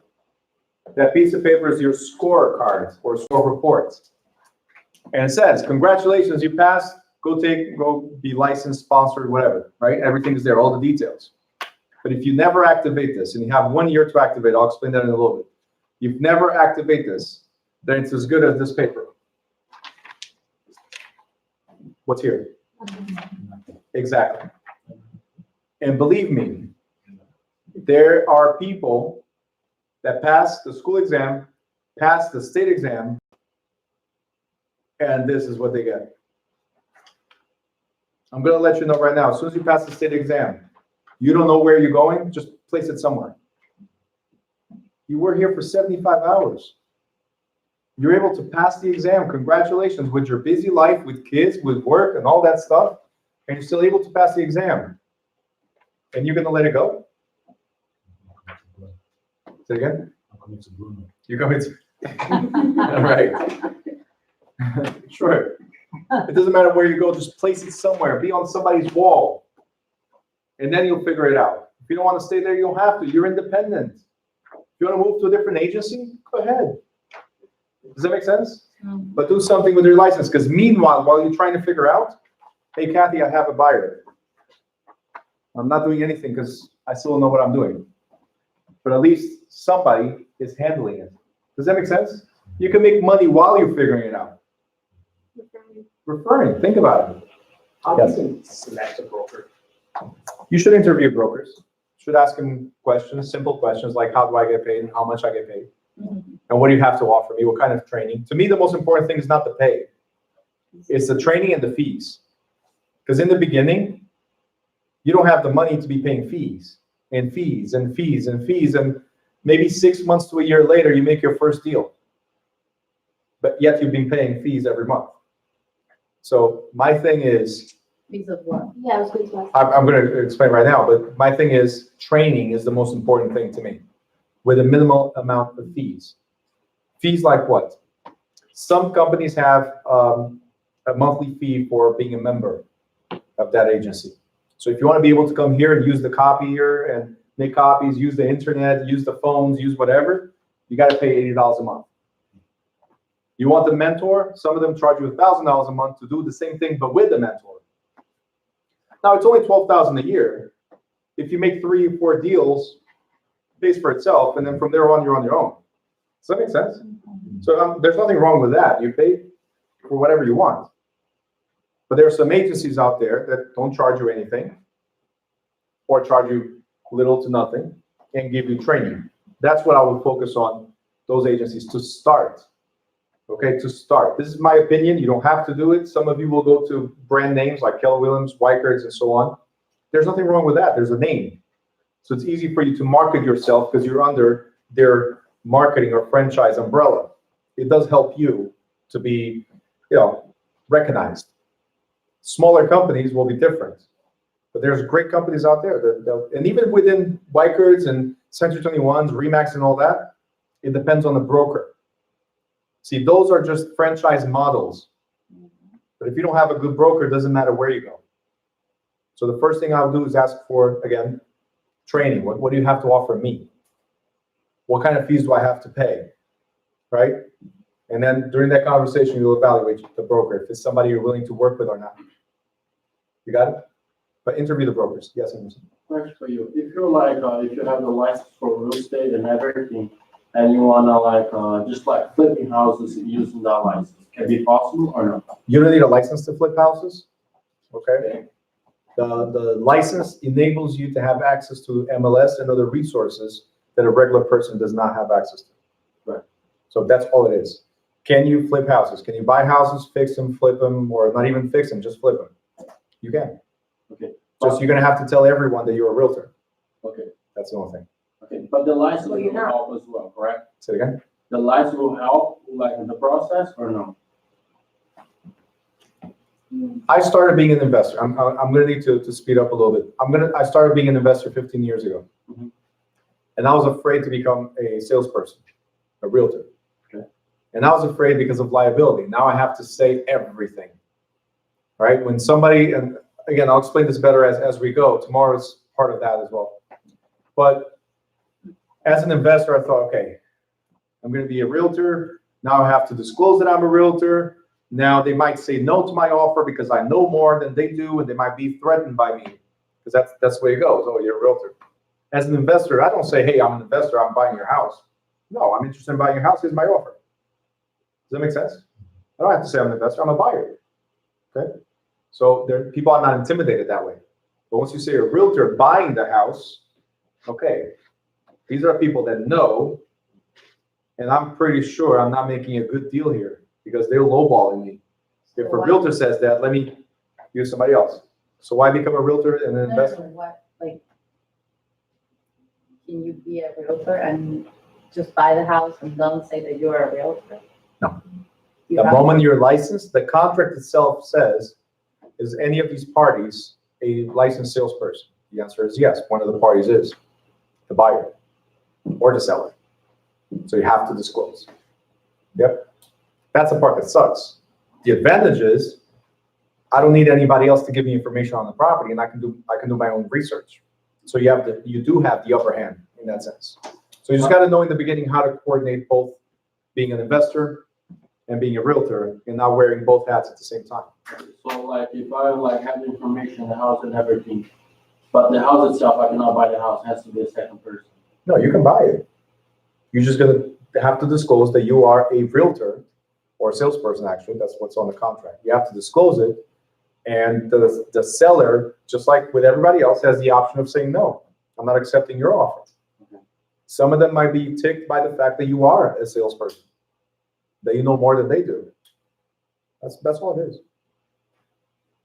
You got it? But there's great advantages. You can do the comps, you don't need to wait for anybody. You have access to details that other agents put out there. There's two MLSs. There's the public and the private. The private is when we see agent remarks. The public MLS does not show that. Okay? Agent remarks. If it says it's a short sale, if it says there's damage, if it says this, if it says that, you can see it. So now you know whether you should move forward or not on the property just by what you saw. Public does not see that. Right. They need a realtor or a salesperson to show that part. So again, advantages because you're in and you're out at the same time. So that means you know like what you can do with. Correct. Yep. So that's the benefits, like if you put in a house and have a license for it. It's the only advantage. Because I remember the person that referred me to you, Chris, that's why he was explaining to me. Chris That's why Silva? Yeah, that's why I asked you the question. Chris Silva, Yeah, he's a realtor and a salesperson. yeah, because I want to do the same thing. You can. Related question, actually, if someone is buying a house or selling a house that is owned by a company, and the member or the owner of that company is a realtor, you still have to have Yep. Okay. If you're a salesperson, regardless of what position you have, you have to disclose. If you're part of the transaction, you have to disclose. Actually, tomorrow we're going to talk about conflict of interest. Has to be disclosed. Okay. All right. Broker applicants. So if you want to become a broker, so the first step, what you guys are doing right now is salesperson. If you want to become a broker, you have to be 18 years of age or older. So all it means is legal adult. Provide equivalent of a high school education. Furnish evidence of good moral character. And here's the difference between salesperson and broker. You must have served 3 years full-time as a licensed salesperson and successfully completed 150 hours of study consisting of 90 hours of general broker pre-licensing course, 30 hours of pre-licensing course on broker ethics and agency law relationships, 30-hour pre-licensing course on office management and related topics. That's the only difference between salesperson license and broker's license. You got to have 3 years full-time and do another 150 hours. Okay? First become a salesperson, then you do the 75 hours. Yeah. You cannot go straight to broker. You have to be salesperson, do this course, and 3 years later, you can become a broker, as long as you're a full-time agent, yes. So what's the 25 hours? 75. I did not mention the 225. You're ahead of the game. It's tough.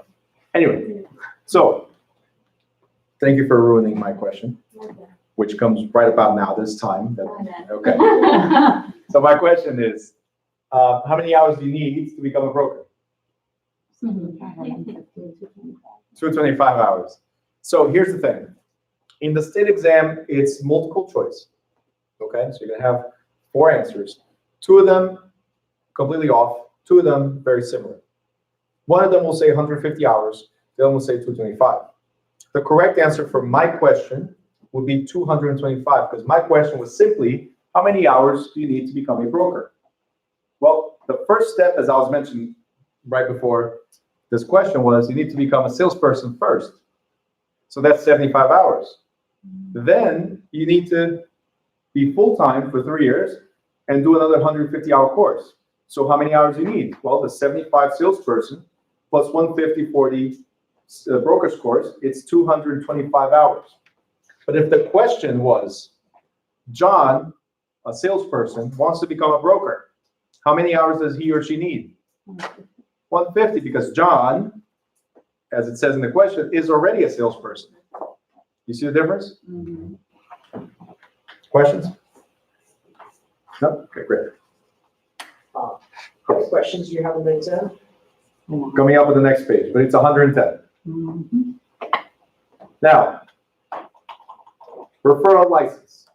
Referral license. If you want to be a referral agent or a salesperson working under a referral company, right, then you must fulfill all the requirements. So do the same 75 hours, pass the state exam, get sponsored by a broker, and as I mentioned earlier, you got to sign the certification that says, I will not touch real estate in any way, shape, or form. That's pretty much what it says. Make sure you highlight that second bullet point. Change of status, and I'm moving forward because we already addressed that, right? Change of status, if you are under a referral capacity, you want to become a salesperson, you can, you just pay the $50 fee. Don't forget, after a certain period of time, which I'm not going to address now, after a certain period of time, you're going to have to redo the classes, okay? Exceptions. Because every rule has what? Always remember that. Exceptions. It says the experience requirement, experience is the 3 years. The experience requirement for a broker or broker salesperson's license can be waived. Before I read anything else, it says can be. Does it say will be? No. Can be. So it's not guaranteed. Be waived for an honorably discharged war veteran with a service-connected wound or disability. So if you're a veteran, you want to become a broker right away, you don't need to wait the 3 years. Okay? Next, the commission may agree to waive. Again, is it guaranteed? No. May agree to waive the education requirement for a licensed broker from another state. Next page. Someone previously licensed as a New Jersey broker within the past 5 years. Someone who has taken the equivalent real estate courses in college. New Jersey attorneys, and in some cases, certain applicants who took an equivalent pre-licensing course in another state. Now, criminals, pay attention. It says, and the ones smiling and laughing are the ones that just said, hey, criminal here. All right. It says no license will be issued to anyone convicted within the preceding 5 years of forgery, burglary, robbery, any theft other than shoplifting, because we all know shoplifting is okay, criminal conspiracy to defraud, or any like offense. So 5 years and 1 day is good. 5 years and 1 day is good. Now you can go back to, where is it? Preparing documents, because forgery is no longer a problem, right? You can go back to getting into people's homes, because burglary out of the picture, right? You can wipe it clean, because, hey, robbery, no problem anymore. It was 5 years and 1 day ago. And of course, if it's a business that you're listing, You can shoplift, wipe and clean as well, because shoplifting is not a problem, never was. Any theft other than shoplifting, right? All we're trying to say was we're like a second chance program. Employers might not employ you because you have a criminal record, but here, depending on your crime, you might be able to get a job again. As an independent, it's yours, you're the boss. But it's an opportunity to get back on your feet. Awesome, right? After 5 years And one day. and 1 day. That's why people go From- right back to jail. They have to still to eat and. So there are other programs that will help you meanwhile. Anyway, I want you guys to put an arrow or a circle where it says convicted. What does it mean convicted? It means, You got caught. no, because that's arrest. Sorry. Means the judge said, you're going to jail. You're getting charged. You are guilty. Okay, so that's the judgment. Okay. I'm sorry? If you don't get caught, it's okay, yes. No problem at all, okay? Whatever crime you guys are committing, It's okay.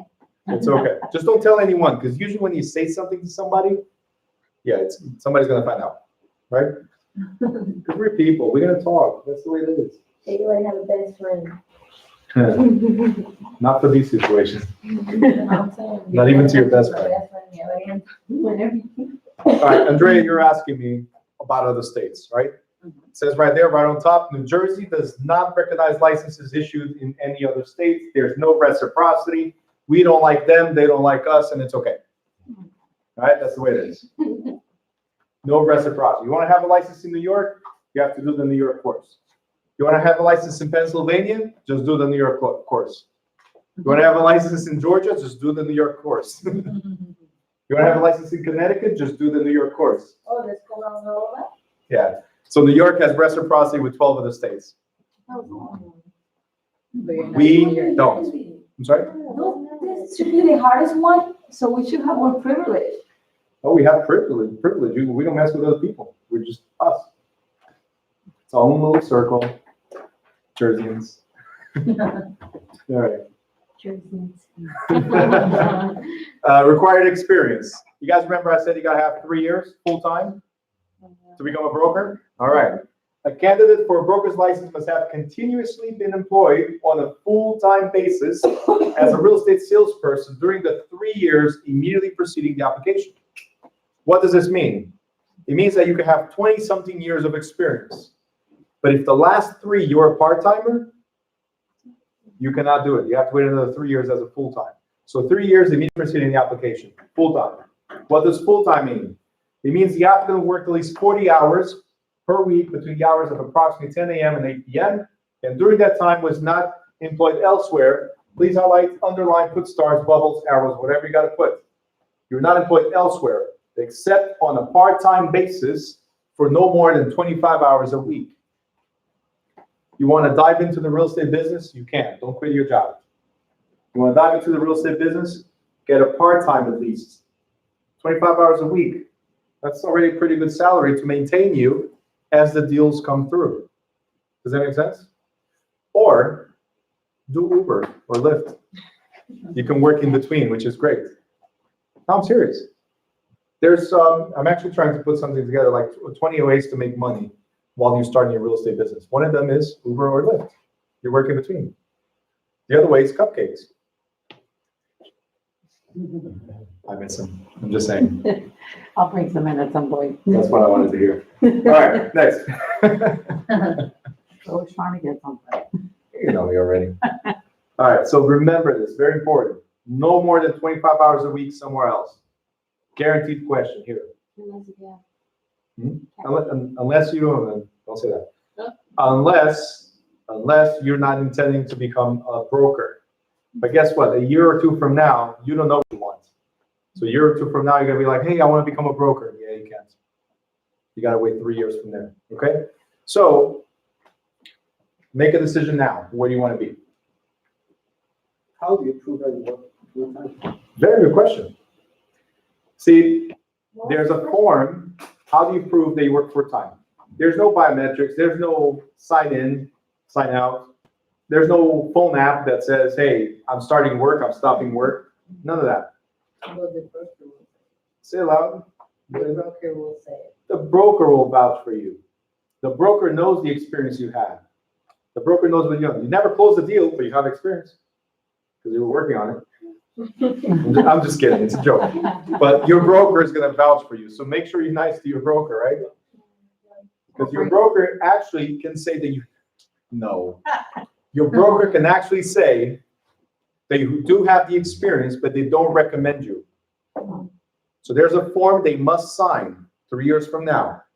A form they must sign that's called experience requirement for broker application, okay? So they have to sign, check the box and say you have experience in sales, residential, rentals, commercials, whatever. They have everything to sign. And then at the end, there's an option that says, do you recommend or don't recommend? And they can check the don't recommend box. I have a question. Yes. Now you say commercial, whatever. No, Like, you don't need a separate license. no, okay, that's Yeah. it. I read minds, I'm sorry. So here's the thing. Your license is a New Jersey real estate salesperson license. It doesn't say New Jersey residential real estate salesperson or New Jersey commercial real estate salesperson. It's everything. You're the one that chooses which avenue you want to take. You want to go towards a residential, go. You want to go towards commercial, go. Industrial, go. Whatever you want. Your license enables you to everything. Now, some brokerages, commercial brokerages, will require you to take extra training.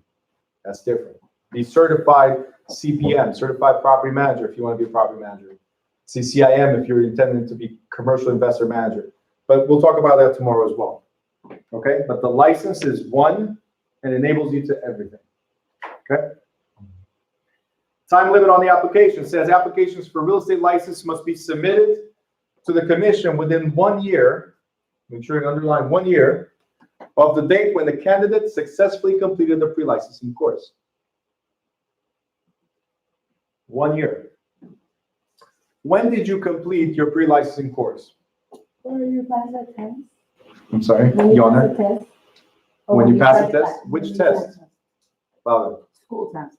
When you pass our exam. So at the end of this 4 weeks, you're going to have, the very next week, you're going to have a school exam. Once you pass the school exam, I'm going to certify that you did complete the course. From that day on, from the day I certify you, and I put you in the system for you to take the state exam, you have 1 year to activate your license. So if you go take that exam 10 months from now, you have 2 months to activate your license. Does that make sense? And when I said now, from the moment I give you the certificate. Okay? So remember, when do you finish the pre-licensing course? When you complete our exam. Not resident, I'm sorry, go ahead. The school test is the same as similar. We try to be, in terms of questions and the way they're formulated, we try to be as close as possible to the way the state asks the questions. My book is highlighted to be as close as possible to the way the exam is or what questions will be in the exam. What I want is for you to get out of here. Does that make sense? I don't want you back in the class. At least not for pre-licensing. You can come back for CE credits, which I'll talk about in a second. But I'm trying to get you guys to pass our exam, straight to state, pass that the first time and become licensed. If it doesn't happen the first time, it's okay. There's always a second chance and a third chance and fourth chance and so on.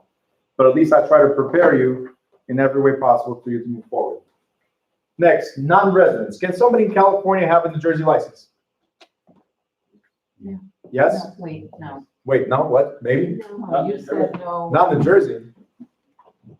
I said no. I didn't say no. Wait. I mean, they I thought can we have it, didn't but they're not like gonna be able to use it. They're gonna have it, but not be able to use it? Okay, what do you say? Repeat the question. Can somebody in California have a New Jersey license? They have to take the course. Say louder. They have to take the course. Someone who does not live in the state may obtain a New Jersey real estate license after qualifying the usual way, so they have to take the course. All they have to do, when I said no reciprocity, means our license does not automatically give you the right to go to another state. New York license, you go to another state and you apply for the license. Jersey license, no. And we don't recognize other licenses, meaning You don't come here and just activate it. You have to come sit down for 75 hours, pass the school exam, pass the state exam, and then after you did all that, you still have to sign something that says, right there, consent to be sued in the state of New Jersey. So can somebody in California have a Jersey license? Yes. As long as they come to class, pass, and say, hey, it's okay for you to sue me in your state. Which makes sense, right? If you screw up here, why should we sue you in When California? they go and activate the license in. Here. So you're in like, California. in California. No, it's to sell here. So they Okay. just take the classes here and to pass your exam and that's it, or they have to go through the state to That's pass it? everything the same way. What I was trying to say is somebody licensed in California, as an example, wants to sell houses also or help somebody buy houses in Jersey. If they refer, they don't need a license. But if they want to get full commission, then they have to have a New Jersey license. For them to have a Jersey license, they have to fly here or drive or train, whatever they prefer. They have to get here somehow, 75 hours, pass the exam, certify that they will be sued here in New Jersey. And now they can operate in both states. You guys can have 50 licenses if you want. The question is, why would you? Yeah. Sorry. Yeah, does not make sense. Well, some people are greedy like that. They have to have all of the licenses and not share with anybody. I prefer sharing because if somebody else is doing the work and I still get paid, I didn't have to go there. Now, if you're constantly going on vacation, like I know somebody that lives 3 months or 6 months or whatever in Florida, and then another 6 months here. So like, they divide their time, they're back and forth. It's okay to have a Florida license and a New Jersey license. Does that make sense? Yeah. But if you're not always there, why would you have a license and pay for those fees? Yes. But in the previous page, it says the commission may agree to waive the education requirement. Yes. And. May. Is it guaranteed? So there is a possibility, right? Yes, but is it guaranteed? No. No. Okay. So the usual way means automatically got 75 hours, but yes, they may agree to waive. May. And it's not for a salesperson. It's for a broker. If you read again, it says a broker from another state. They might say, hey, you have the experience. So instead of doing all the hours, you're just going to do 30 hours of New Jersey specific course. Okay? In 3 years from now, you guys are going to realize that it's best to do the whole course again to become a broker.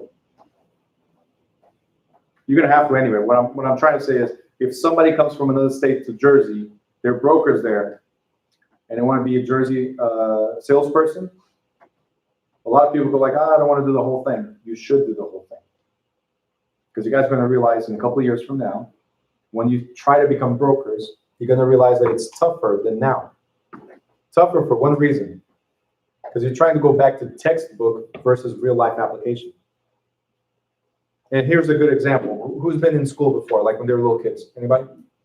All right. So if you've been in school before, you went through, I don't know, 9 years, 10 years, 12 years, 15 years, 20 years of education. Tell me that you use everything you learned while in school. No. Yes. I remember not getting encouraged. You don't remember college? You must have been good. College was the best, man. All right. My point is, a book is a book. And 20% of that book you're going to use, 80% you're going to forget. So 3 years from now, you want to become a broker, you're going to go back to basics. That's what it is. So somebody from California wants to get a New Jersey license, don't do just the 30 hours, do the whole thing. Believe me, you will fail the exam. So do If you the do just the 30. 150 hours? Oh, no, I'm sorry. For salesperson, no, it's 75. I know. There are for a brokers broker, there, but they come here, they become salespeople They could do the 30 hours, instead of 75. but you advise for them to do 75 hours. Can you be a broker and live 6 months in one state and 6 months in another state? If the commission allows you to, you can be a broker in every state. If the commission allows you to. Every state has different rules. So they have to speak to the state commission. The thing is, think about this. We're going to talk about it also tomorrow a little bit better, but actually, if we have time still today, but think about this. A broker is supposed to be the one there 8 hours a day. He's supposed to be the one responsible for you. So if they're in two different places, how is that possible? So they have to have other qualified brokers to be there in your place. So a broker salesperson. Yes. Okay? All right, corporations. Can a corporation be licensed in the state of New Jersey? How about one person can be licensed to represent the corporation? As long as there's one person who is a licensed broker. See, all of us right here, no phones, all of us right here can do what? Open a company. As long as one of us is a broker and becomes the broker of record, then we can all be partners. I'm the owner of New Direction Realty, but my partner, the co-owner, is the broker of record. Does that make sense? There's only one broker of record. Simple as that. Can we have 100 people that are partners, but only one broker? Yes. As long as there's one broker. Make sure you put a star there.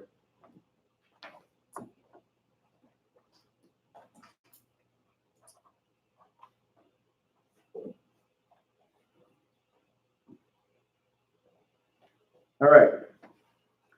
Right on top. We're almost done with this chapter. I'll give you guys a break, okay? And the next chapter is a short chapter. On top, temporary license. I want you guys to write, right above temporary, I want you to write brokers. Because it's a temporary broker's license. When they say temporary license, we're talking about temporary broker's license. Temporary broker's license. So what is a temporary license? It says right here, if a broker dies or becomes mentally or physically incapacitated and the office has no other broker to carry on transactions already in progress, a temporary broker's license may be issued to a salesperson with at least 3 years of experience immediately preceding the date of application. So, hey, something happens to your broker and you guys have the 3 years full-time experience. There's no other broker salesperson available to take over, just you, the only person with experience. You can become a temporary broker. You just apply to the real estate commission and say, hey, I have the experience. I didn't take the course yet, but I have the experience. Can I take over? And I'll explain in a second why you have to take over. It's not can I, you should. You have to, right? But can you, when you apply for it? The real estate commission will say yes, but it's going to be a 1-year license, a temporary license. Within that 1 year, you have to complete the qualifications, meaning within that 1 year, you have to take the broker's course, the 150-hour broker's course. You guys understand? So they give you an interim temporary license. You become the interim broker of record. Why would you do this? Because your license will be suspended if there's no sponsoring broker. So one of us is going to have to become the broker, so all of us have their license active within the agency. And if there's pending transactions, who's going to pay you if there's no broker? Because only the broker can pay you. So if there's no broker, who pays you? The temporary broker. Does that make sense? So one of us needs to step up and get their license.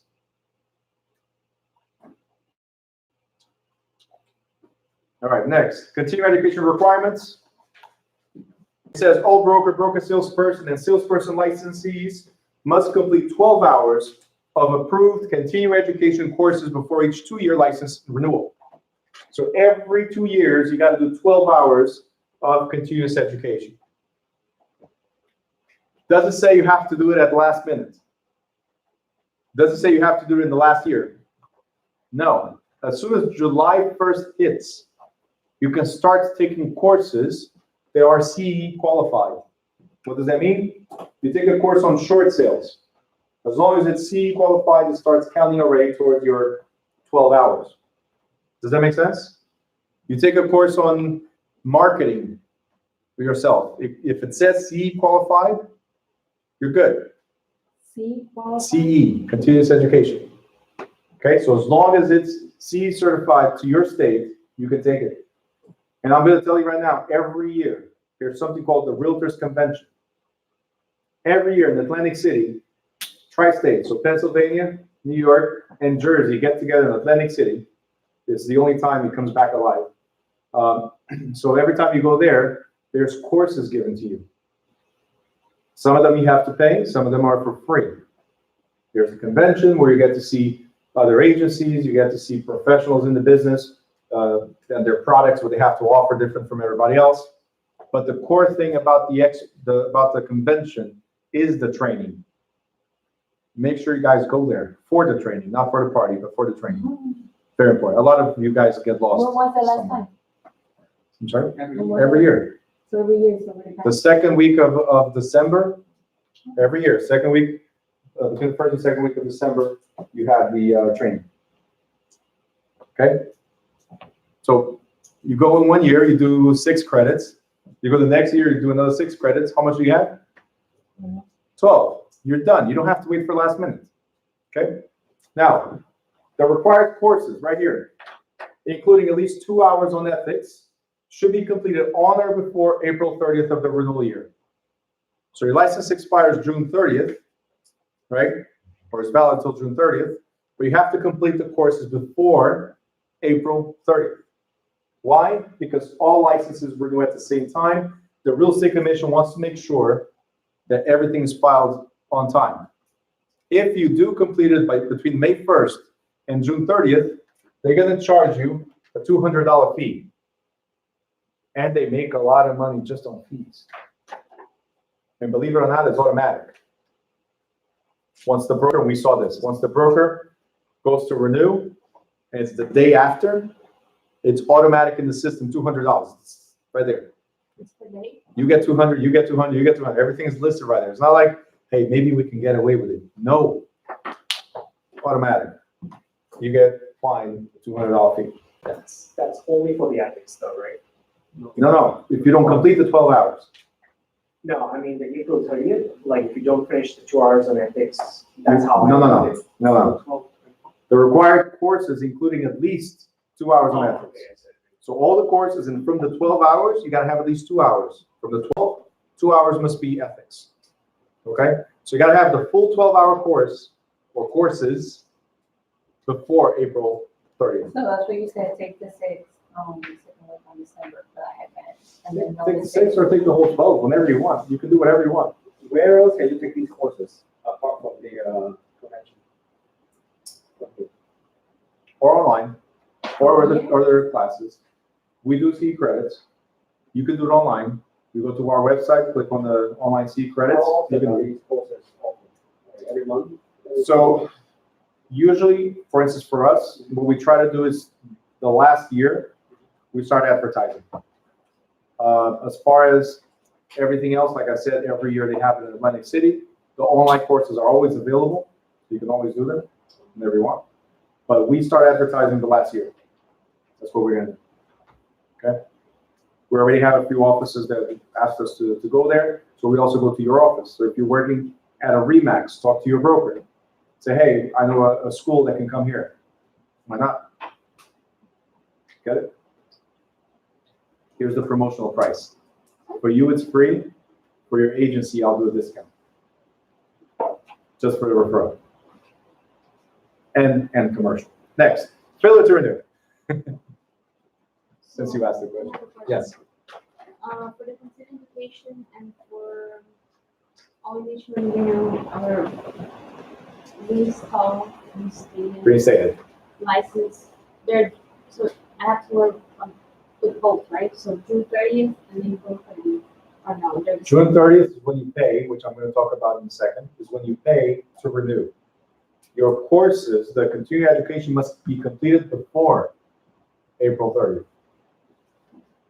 The renewal is June 30th. Got to be paid by that time.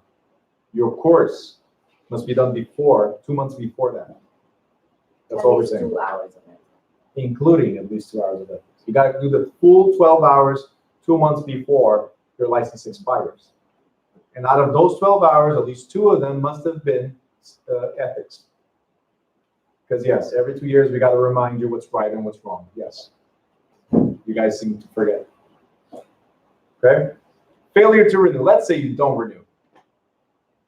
If a broker's or salesperson license is not renewed for 2 consecutive years, right, or more after the expiration of the last license, it becomes void. What does that mean? You want to activate it again, you have to come back to class. 75 hours, same jokes, same exam, same everything. Okay? I'm working on new material, we'll get there, but for now it's the same jokes. License fees, you wanted to know how much it costs. The cost for an initial license, including application, criminal history record check, and real estate guarantee fund fees were applicable as follows. For a salesperson, $160. That's to the state, it's not to us. For referral agents, so same $160, which is a salesperson license, but same $160. The broker, if you want to become a broker, it's $270. Renewals, every 2 years, you got to pay $100 to renew your license. If you are a broker or broker salesperson, every 2 years, you got to pay $200. Plus the late fee, Plus the late fee, probably. if you don't have an assistant to remind you. Well, my assistant is getting fired because she didn't remind me of the birthday. Imagine what's going to happen with a license? Oh, Sue. Soon. Okay, so my name is Sue. Okay, nice to meet you. She likes to sue everybody, that's what it is. So get ready, you might get sued sometime. Next page. A broker who goes out of business, very important. A broker who goes out of business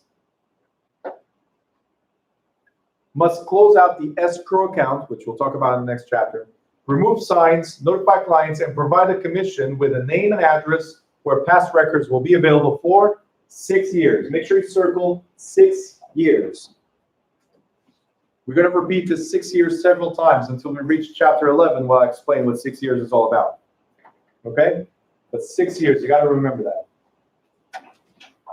Where it says licensing procedure, you guys don't have to highlight it because it's in your digital book when you get it.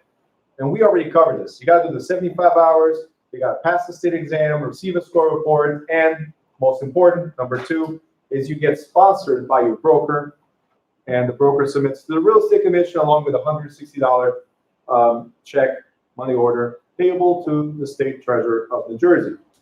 There's a third thing you must do, which is complete your fingerprint process and consent to a criminal history record check. I know some of you are getting nervous, I'm sorry, but yes, they're gonna check your background. You're sweating already, right? How long does that last when you go to, Your criminal record? yeah, how long from when you do that? Every new time you have. She works with that white powder thing, that's what I'm saying. Flour, I mean. Flour, Yes, not the other stuff. no, not at all. Great cupcakes, though. Oh, like my mom. No, your mom plays with the other type of way. Okay. All right, go ahead. How long does the fingerprinting process, because I did mine, but how long does that last? When last time I got it done? I got it, All right, so here's the thing. Your fingerprints are for a lifetime, okay, but, no, your fingerprints are for a Yeah. lifetime. yeah, But, can you do your fingerprints today, commit a crime tomorrow? oh, yeah. Yes, so the real estate commission has it for like 6 months. You should be okay. If it's been more than 6 months, most likely you have committed a crime, Yeah, so you have to do it again, okay? So basically, every renewal time you have to redo your thing? No, this is for application only. So the question is, indigo. I already did my fingerprints. How long is that valid for? Do I have to do the fingerprints again, right? Oh, Yes, because I did mine, but it was a year ago, It was a, almost a year you ago. can have to, yeah. Yeah, okay. So, so Kathy's asking this, because my recommendation in every class is that you start scheduling your fingerprinting now, Mhm, unless you're doubting yourself. But mhm. I still recommend you do it now. Where you go? The only reason is that, I'll address it in a second. The only reason why I'm saying this is because if you go online to schedule, and again, I'm gonna show you it's right here, right below. Yeah. You gotta go to www.bioapplicant.com/MJ to schedule your fingerprints. The only availability might be 2-3 weeks from now. Now, hopefully 2-3 weeks from now, you're done with the course, you pass, you're good to go. But what if it takes longer? you want to wait for last minute to do your fingerprints? Or you want to start making money as soon as possible?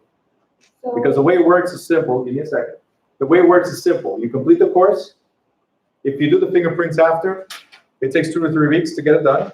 And then it takes 2 or 3 weeks to get to the real estate commission for them to review. And depending on how much of a criminal you are, it could take another month or 2, right?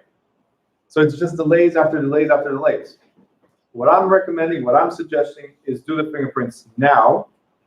Then once you get your license activated, the real estate commission already has your criminal record.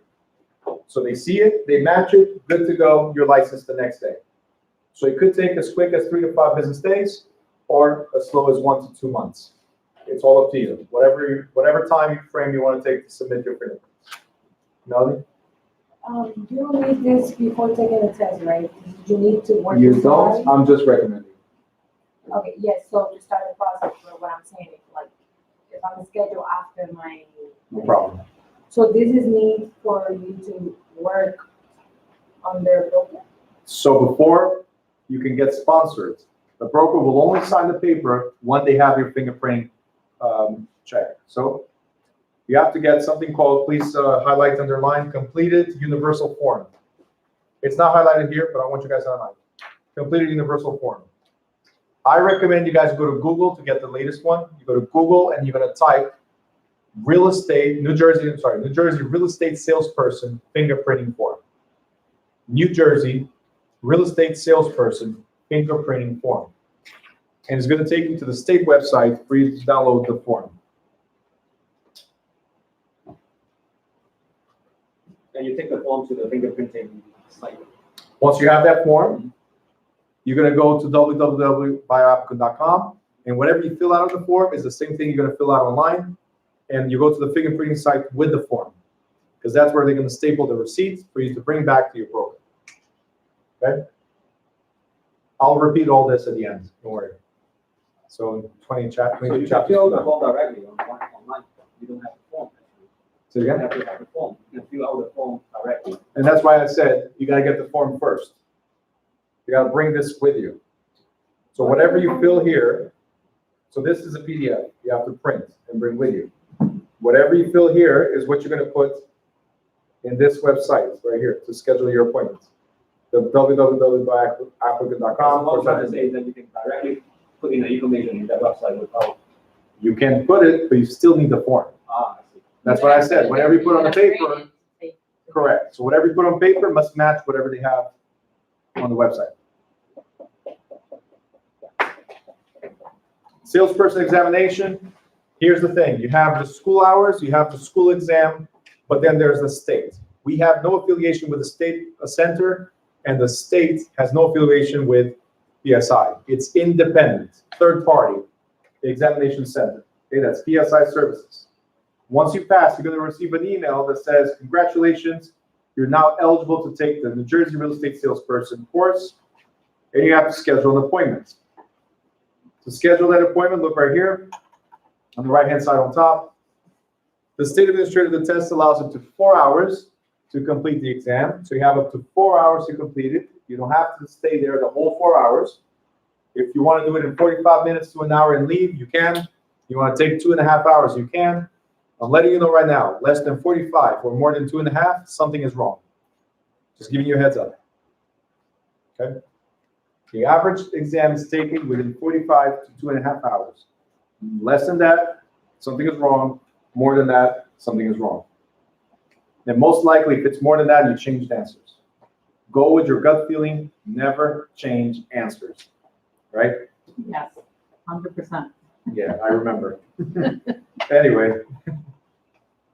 Reservations for the exam must be made at least 4 days in advance if you go online, or if you take my recommendation, which is, congratulations, you passed. Here's your certificate. Pick up the phone, call them, and schedule for tomorrow, if available. Okay? Don't wait 4 days. As quick as possible, because if you're able to pass our exam, you're able to pass the state exam. So run. Go take it while everything is fresh. Does that make sense? Cool. How much does it cost? $45. It doesn't come to us. It doesn't go to the state. That's PSI exams. If you go there the second time, it's $45. You go there the third time, it's $45 every time. So how many times do you want to go there? One. Once, very good. Here's some of the examination centers so you get familiar with it. I recommend that you don't go anywhere that has a lot of traffic. Because the last thing you want to do is get to the exam with road rage. Because then you're thinking about what just happened on the road versus the exam. So, place of recommendation for me is New Providence. Yeah, good. They're really good. It's so quiet, so calm. It's the best thing in the world. They have a great restaurant across the street that I go to all the time. So, go there. North Brunswick, this one here at the shops. Celebrate, yeah. I went there to cry one time. I didn't pass one time, so I went there to cry. So you didn't pass one time? Property and casualty, the licensing, no, I didn't pass. I was overconfident, didn't They study. told I you got this. right there, like when you're not in exam, they tell you. Actually, I want to tell you right now, the scariest exam to figure out whether you passed or not is the real estate. Yeah. All the other licenses I have, on the screen it says, congratulations, you passed. The real estate exam, go outside and see the proctor. Mhm. What did I do? And they're printing it out and it's like backwards and then they're like, No, but listen, when that happened to me, I'm like, did I cheat? Did I do anything? Did they cut? Because there's cameras right above you, right? Do they think that I was doing something? Did they see what I wrote on my arm? I don't know. oh God. So I go outside and I sit in front of the proctor. When do I have to come back? It's like, what are you talking about? You passed. But the computer, no, computer just tells you to come out here, so I congratulate you. Like what happened with that courtesy with the other exams, you know? So be ready. If that pops up on your screen, don't get a heart attack. You might have passed. You might have. Yes. All right, next. What to bring? Candidates should bring 2 forms of identification. At least one is a government-issued photo ID. What does that mean? Please walk into the exam with only 2 things in your pocket. Everything else stays in your car. 2 things in your pocket. One is the government-issued photo ID. The other one could be a debit card. Don't worry, the debit card, they give it right back to you. The photo ID they keep for 4 hours. Imagine it was the reverse. They keep your credit card or debit card for 4 hours. You can bring- Amazon.com. medical insurance. Say it again? You can bring a medical insurance. Sure, whatever you want. It just has to be another form of ID, but one of them has to have a photo. Examination. Candidates are asked to arrive at least 30 minutes before their scheduled appointment and are allowed up to 4 hours to complete the examination. So, very important. If you're on time, you're late. Yeah, Did you guys hear that?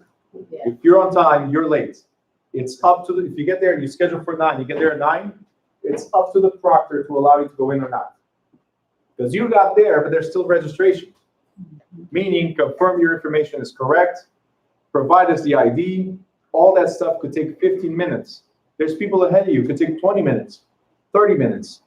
It's up to the proctor to say, go ahead or go home. If you go home because you're on time, that means you're late. If you go home, next time you come in, it's another $45. Okay? Next. The exam includes 80 general real estate questions. Approximately 10% of them are math questions. Don't be afraid. That means only 8. Out of 110, only up to 8 questions are math questions. 30 questions specifically on the Jersey real estate. To pass the state exam, you need 77 correct answers, which is 70%. And I'm telling you this right now because I have a few people that complained, called me and said, Bruno, you said 70 was the passing rate. I had 76. No, you had 76 correct answers. You needed one more. That's 70% of 110. Okay, so I'm letting you know right now, if you want to write it down, it's 77 correct answers. Ours is 83, by the way. For our exam, you got to have 83, 75%. And if you pass ours, guess what? Most likely you will pass the state. After successfully completion of the state exam, the sponsoring broker will notify the state of the new salesperson's association, and you can begin working as soon as your name pops up in the search. So as soon as it's online, it says you're licensed, you can start working. What does that mean? It means that you can work under your name. Until then, you're a trainee. You're like the unlicensed assistant. You can go and see what other agents are doing, but you cannot put anything under your name. So can you start training today? Yes. Can you train as soon as you submit your license? Yes. Can you put contracts under your name? No. You got it? Yes? Say yes, all of you. Yeah. Thank you. Participate. That was one of the rules that we started with. All right. C credits we already covered. Just go on top. And it says guarantee fund. Do you see it? All right. The guarantee fund is not fun at all. They just gave it that name for no reason. Where's the guarantee fund? It says it was established to reimburse members of the public who suffer a monetary loss due to the wrongdoing in a real estate transaction by a licensed broker or salesperson or, yes, unlicensed employee of a broker. So if your unlicensed employee screws up, guess what? Your license is the one that's going to be hit with. Now, the party must first obtain a court judgment naming the real estate commission as a party to the suit. So they got to sue us and the real estate commission. If the party suffering the loss is unable to collect that judgment, he or she may apply within 6 years to the real estate guarantee fund for payment. A criminal claim must also be filed against the offending party. Now, the maximum payment for a single claim, it's in green right there. Maximum payment for a single claim is $20,000 per offense.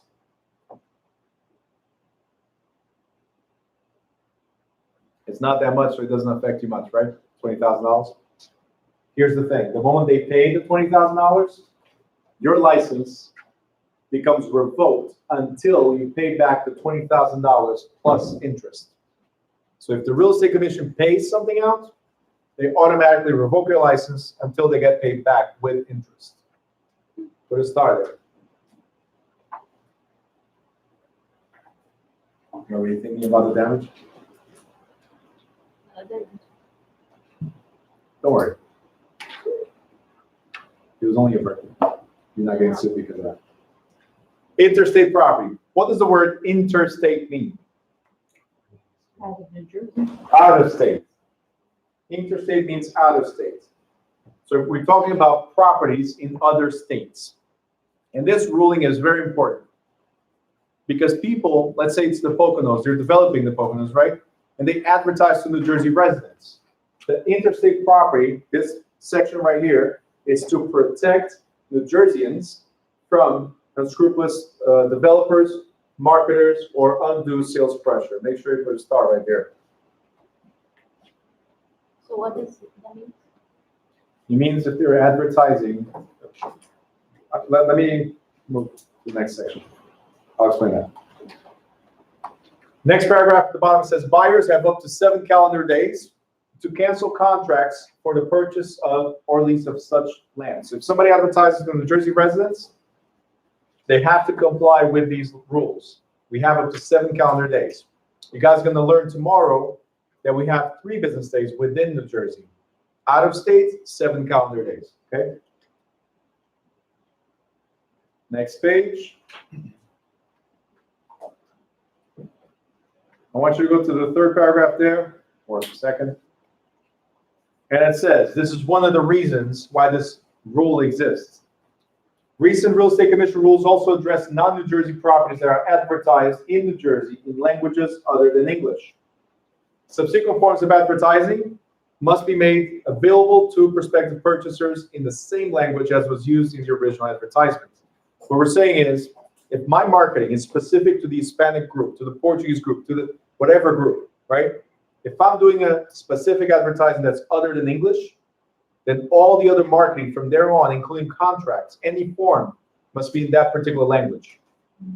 Why? Because not too long ago, and I'm not going to go in detail of who it was or how it was, but not too long ago, they were advertising to the Hispanic community, properties in West Palm Coast, something like that, right? Somewhere in Florida. They're advertising. And they were advertising pre-construction prices, but they did not mention pre-construction. So a lot of people here sold what they had to move down to sunny Florida.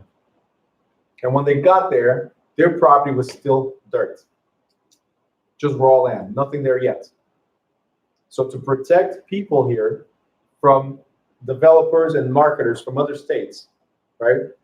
This rule is here. You got up to 7 calendar days to cancel the contract, and anything other than English must be in the same language from there on. Clear? So if the advertising was Spanish, all the contract must be. Everything must be in Spanish, because if I'm advertising to you in Spanish, right? Advertising, the first point of contact was my TV ad, and then I send you stuff in English, and you don't know how to read it, then I'm taking advantage of you. I put the same numbers we saw on TV, right? But I'm taking advantage of you at that point, or the fact that you don't know. Once that sells and I finish that, property or whatever I'm doing, I could sell another house and do the advertisement in English. It's just for that, specific. No, it's whoever I reached. So yes, when that person is hooked and it starts talking to you about potentially buying, you must continue in that language to that person. If that person decides to buy another property, you gotta continue in that same language. If it's a totally different buyer, as I think that's what you're trying to say, and you advertise in English to that buyer, keeps on going in English. You advertise in French to that buyer, has to be in French, and so on. Yeah. Even though they speak full English, and for example, How do I know? We're gonna have to go to court at that point. so if the Brazilian or Portuguese, The idea behind it is to prevent court. So once we get to court, I'm gonna have to prove that you do speak Yeah, English. because sometimes they understand what you're saying, but they cannot read like Yeah. legally documents, so they're gonna get lost. so and you they go know- by the native language? If I advertise to you in Portuguese, then I'm addressing it to you specifically. So all the advertising must be to your native language, yes, to yours, not mine. Whatever. And when we go to court, the judge is gonna say, well, do you understand anything in English? If you say no, you say no. I'm gonna have to prove that you understand. Does that make sense? And now, like Andrea was saying, some people know how to speak English, but they don't know how to read or write. So another Reads thing, on the stuff, but legally stuff, the problem. and what's in writing is what counts. Okay? This is only for new construction, pre-sales, right? This is only for properties being advertised to New Jersey residents, so all the properties being advertised to New Jersey residents. All real estate advertised to New Jersey residents. So it's to protect us from properties that are being advertised outside, okay? Next, we have rental referral agencies. The last thing here, and if you guys look to the bottom, right at the bottom, it says, this is the favorite word you're gonna find in every chapter. Summary. So we're getting there, it's almost over. I'm sure you guys are gonna smile every time you see it. Anyway, rental referral agencies, the last thing of this chapter. Every person working in the rental referral agency who for a fee, again, fee, commission, or valid consideration on how we started this chapter, who for a fee refers prospective tenants to rental units is required to have a real estate license and to enter into a written contract with each prospective tenant. So even if you're helping somebody rent, if you expect to get paid, you must have a license. And a contract that says services to be performed, fees to be charged, date and term of contract, and a refund policy. So if I collect any money up front from you, I must tell you how I'm gonna give it back to you or not. But it has to have a refund policy. Summary. We're done with this chapter. Yay. All right, we still have half an hour. I'm gonna give you guys a 5-minute break. We're gonna start the next chapter. We're gonna finish it only tomorrow, okay? But a 5-minute break. If you need to go to the bathroom, the keys are in the back. You can just go around, come back. There's coffee, there's water. Anything you guys need. Stretch your legs, jump around, whatever you want. Bring more fries. No, they close at 9. But Yeah.